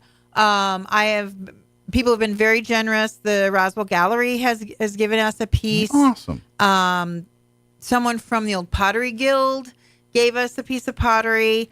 I have 2 tickets to the Spencer, including dinner for VIP, your concert choice. Awesome. By the way, dinners are pretty good at the Spencer. If you haven't, I happen to know a guy. My father-in-law is on the board. Oh, Like if you look at those paintings of people up there, he's one of them. He's Do the ball you know that Mrs. Spencer is buried in She's the right wall? behind those pictures. Yeah, in the crypt there. Yeah. That is so creepy. Yeah, that's behind her pictures in the middle. Yeah. And behind that is her crypt. Right, exactly. And then on the other side of the other board members, I think Ronnie's is on the end on the left if you're looking at it. I'm not sure I'd want my picture next to That's that, my but- father-in-law, but he's been a trustee and part of that for for a long time. Yeah, he's I mean, they been- do great work, and he's Charles an accountant. is great. And back when she was alive, he was accountant for one of her companies. Yeah, one of her. Like, if you don't know, this Jackie Spencer, that's old money. That's Bancroft and Wall Street Journal money, and so that's where all that came from. And so my father-in-law did the small account. Like she was married to a man much younger than her, and so there was an account that kind of take care of him and all. That was what my father-in-law was working on and doing all that. Good to know. But Spencer Theater was also part of that, so that's why I know. And by the way, whatever dinner, if it's lobster, steak, whatever they're doing, it's very good every time.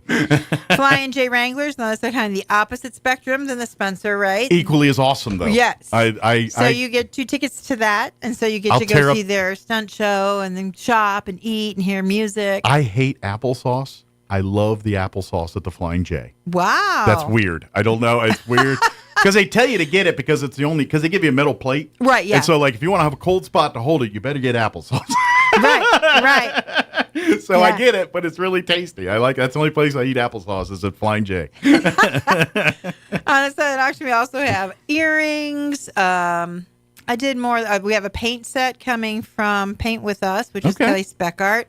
We have Damsels in Defense, and they're giving us Junk in Your Trunk, which is for women. It's fashion accessories or clothing? No, it is for your car. Oh. So jumper An actual cables. trunk. Yeah. But it's a little bag that says junk in your trunk. And it's Okay. so that if, get a flat tire, need your car, A needs little to be jumped. preparedness kit Yeah. in the event that something goes south while you're driving. It gives you the little flashy things. Okay. Yeah, so Maybe we a have first that. aid kit might be. That'd be just good. Every car should have one of those. We have a purse that is a concealed weapon purse, I think. Nice. Or you can put your wine in there, I guess, if you want to do that. Conceal that. Yeah, exactly. We have photography. Trying to think of all these things. We have Heirloom Acres is giving 2 passes to next year's patch. So that's go see it good. this year and then win the tickets, and you got free pair for next year. So yeah, anyone who had anything that would be interesting to anyone is who I asked. I'm not the only one collecting items, Good. but But it I sounds know like I it's have a real- about 40 items right now. Even though it's called the gala and it's going to be a dinner and silent auction, it's very down home. Come as you are. You don't have Beer to get fan Cousins. stuff. Yeah. That's who's playing. It's Oh, the the name Beer- of the band. Remember I said Cousins something? Yes. It's Beer Cousins. So ain't nothing fancy with the band called Beer Cousins. Just saying. There is a cash bar if you wanted to have a libation. That would be up to you when you get there. We are doing 10 golden cups. So what that is you find the item on the silent auction table that you like. Okay. You saw this done because this is where you'll know it. It was called Silver Spoons. Yes. The Okay. Communal We're calling Theater it did the something very Golden similar. Cups. And because you get a cup when Yeah. you buy your ticket. You tell me what silent auction item you want. I want to go to Flying J Wranglers. We put only 10 tickets in a hat. If I pull your ticket, you win that. And you don't pay whatever the top dollar was. You win it for your $100 golden cup. Gotcha. The other 9 people, wah. Right. Right? But it's So, a chance if you want to make sure if you really want something, locked it's in on right. something, you can put your bid on it. And there are many things that are worth more than $100 on Well, this table. I'm about to say you're kind of saving some money on that. 'Cause, Right. And I mean, if you don't win, you gave a $100 donation. well, I'm just saying a trip to the Spencer Theater alone is going to be more than $100. Right. A trip to Flying J, if you got a whole family, is going to be more than And $100. remember to come and help the auction like Lori did last year. There were several pieces that were not bid on at all. So I bid the lowest amount. And I happened to win them.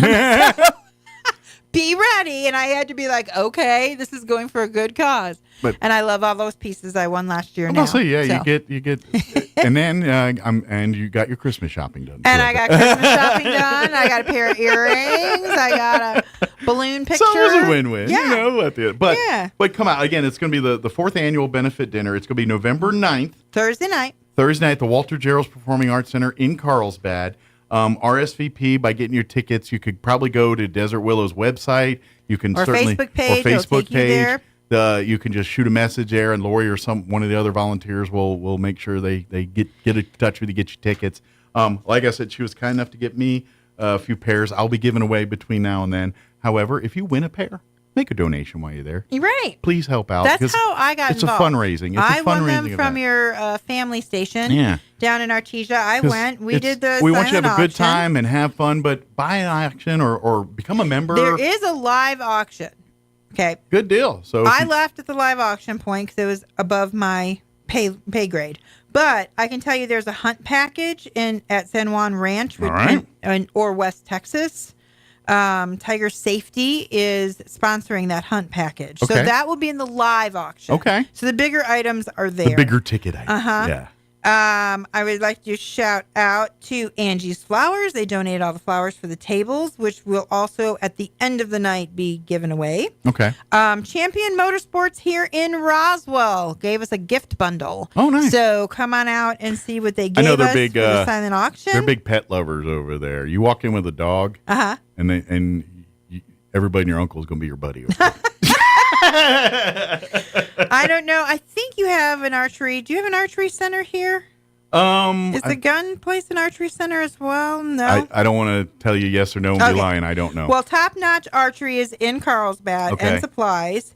They have an indoor archery game. Okay. That you can, if you for every point you get, or somehow they're doing this, that they give you a raffle ticket. Okay. They're going to pull for a youth bow. Oh, nice. So that's a few $100s for that bow. Absolutely. So you want to come out, and that's, you pay $1, you get a chance, right? Is it? I know this might be above your compound bow or recurve. I do not know.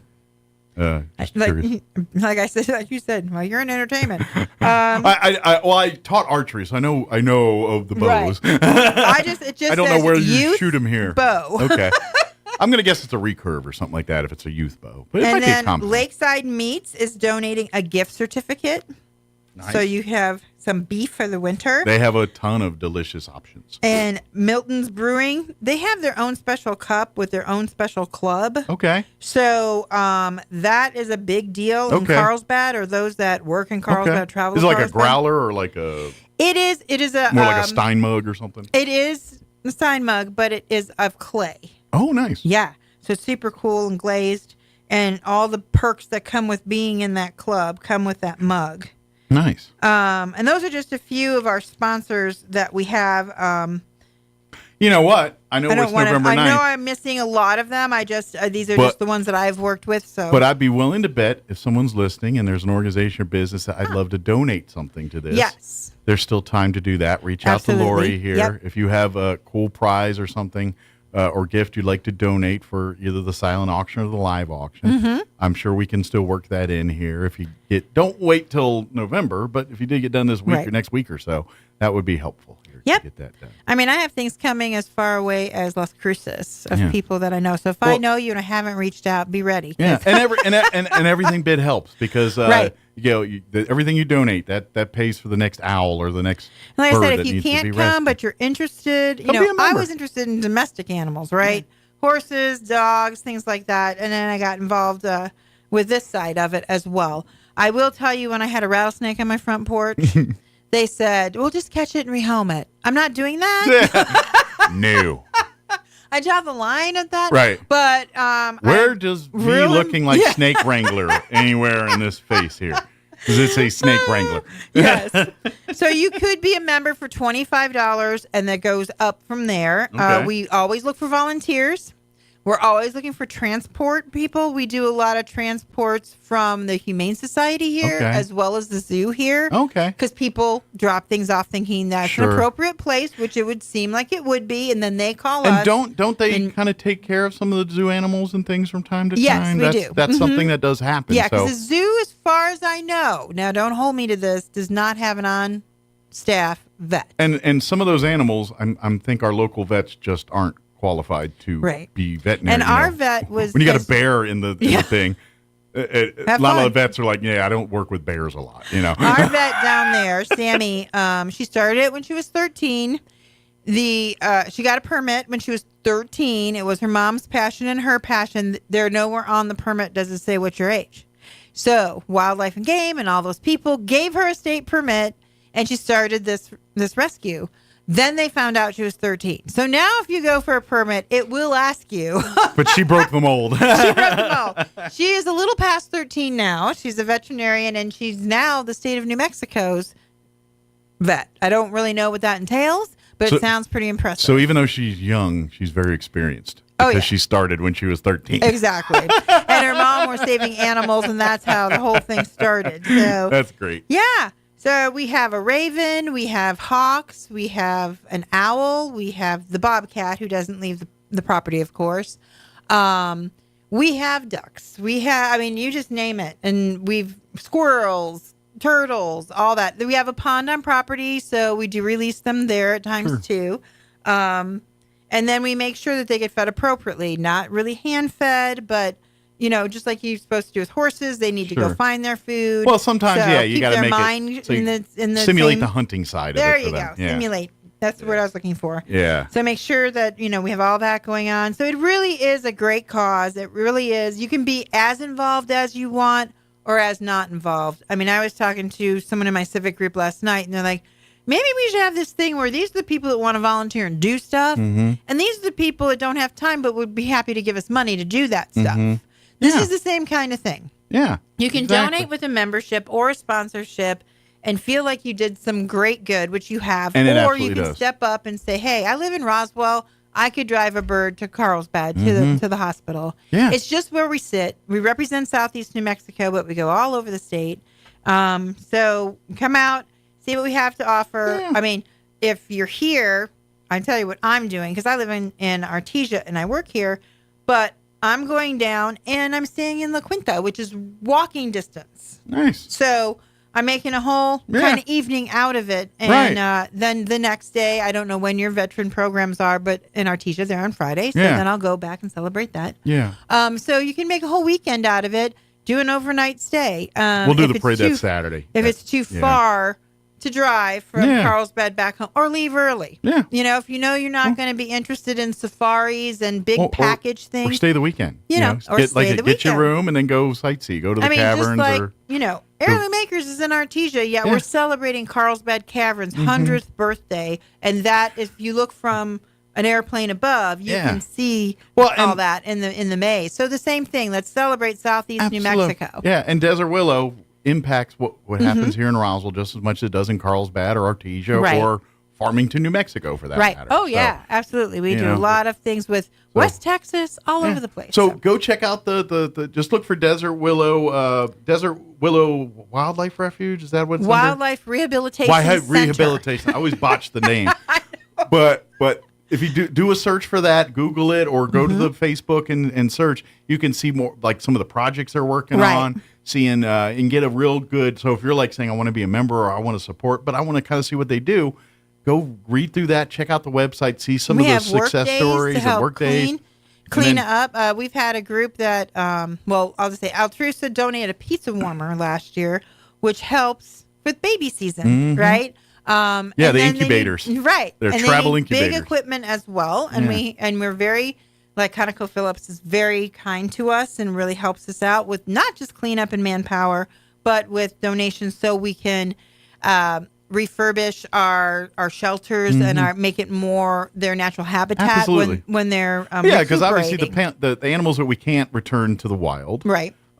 We want to make it so as homely as possible for them, and so you create habitats on the site. So when they're not doing their education stuff, or they're living as close to what they're supposed to be living to as possible. You should see Mr. Peabody's and Seymour's new dig. Oh yeah, they're slightly really spoiled. Cool. They are slightly spoiled. Don't you worry about that. They have a new pond. They have a new shelter. It's all great. They get treated like the bird or whatever they are, right? And that's what they're supposed to be. So please reach out for that. I just saw the time. We're almost out. Oh, what else do we want to clear? No, that's it. If you have any questions about either Heirloom Acres, Roswell Community Little Theater, or the main Don't forget reason auditions I'm here, tonight for if you've got 30th. 30th. I'm sorry, it was last night. 30th next week. Is that Monday the 30th? Yes, it is. Okay. 6:30. 6:30. So you got At the theater. You got just under a week. If you've got your act together, your band put together, pitch that to your band or whoever your group, and then be out there next Monday. And who knows, you could be the winner and Right, get the you cash could win prize. some cash. A lot of fun. And Come out to the gala. Yeah. Which is November 9th. And then this is your last weekend for pumpkins and the corn maze. And that's at Heirloom Acres. It is on 82 heading towards Lovington on Lovington Highway. So come out and pick a pumpkin and see me. If you want to learn more about it, Google or whatever, Heirloom Acres. There's all kinds of videos and things you can see what Heirloom Acres is like. And that way you can plot and plan. And it's 4th generation family from Artesia that's running it. So I think that's super cool. Yeah, it's a family business. It's think of, I always like to compare it to because my wife loved this show, Little People, Big World. If you remember that show on TLC and their family, of course the show's about them being little people, but they owned a farm very similar to Heirloom Acres, and every Halloween so think of that. If you're familiar with that show, that's what Heirloom Acres is like. And it's 11 acres of corn maze. Yeah, it's a lot of fun. So. Yeah. Well, thank you as always. You're welcome. We'll see you here next time. All right. All right, it is 9:58. Let's take a quick break before they kick me off the radio. Don't go away. Need new windows for your home? Beware of the sales gangster. Jennifer from Trustmark Roofing and Windows here. A sales gangster is a window salesperson with the mobster mentality. They intimidate, bully, and fast talk you into buying their less than quality windows during a 3-hour pitch. Think I'm kidding? Call a few window companies and see for yourself. Or you can skip the sales gangsters and call Trustmark. We have fair, no-nonsense pricing on our premium windows, and our appointments take only about 60 to 75 minutes. Just long enough to listen to what you need, show you your options, answer your questions, and give you a straightforward quote. Then it's up to you. We can take a no just as easy as a yes, but I'll guarantee you this. No sales gangsters. Sound fair? Call Trustmark Roofing and Windows for your no-obligation spring window assessment. 575-755-7663 or visit TrustmarkRoofPros.com. Trustmark Roofing, we put people first. This October, Artesia General Hospital is here to help you take charge of your breast health. About 1 in 8 women in the U.S. will develop breast cancer. Understanding your family history and getting screened can help lower your risk and lead to early detection. They're pleased to offer advanced 3D mammography, providing increased early detection, more accurate results, and enhanced comfort. Don't wait. Request your mammogram today. Women over 40 don't need a physician's referral to schedule their annual screening. Visit artesiageneral.com/mammogram. It's NMMI Bronco volleyball time once again, Wednesday, October 25th, as the Broncos host Midland College. The Broncos are number 1 in conference and number 5 in the nation and look to keep their perfect conference record intact against this tough rival. Can the Broncos make it 16 match victories in a row? Come out to the Cahoon Armory Wednesday night at 6 p.m. NMMI Bronco volleyball versus Midland College. Don't miss it. Innovation, service, integrity, and knowledge.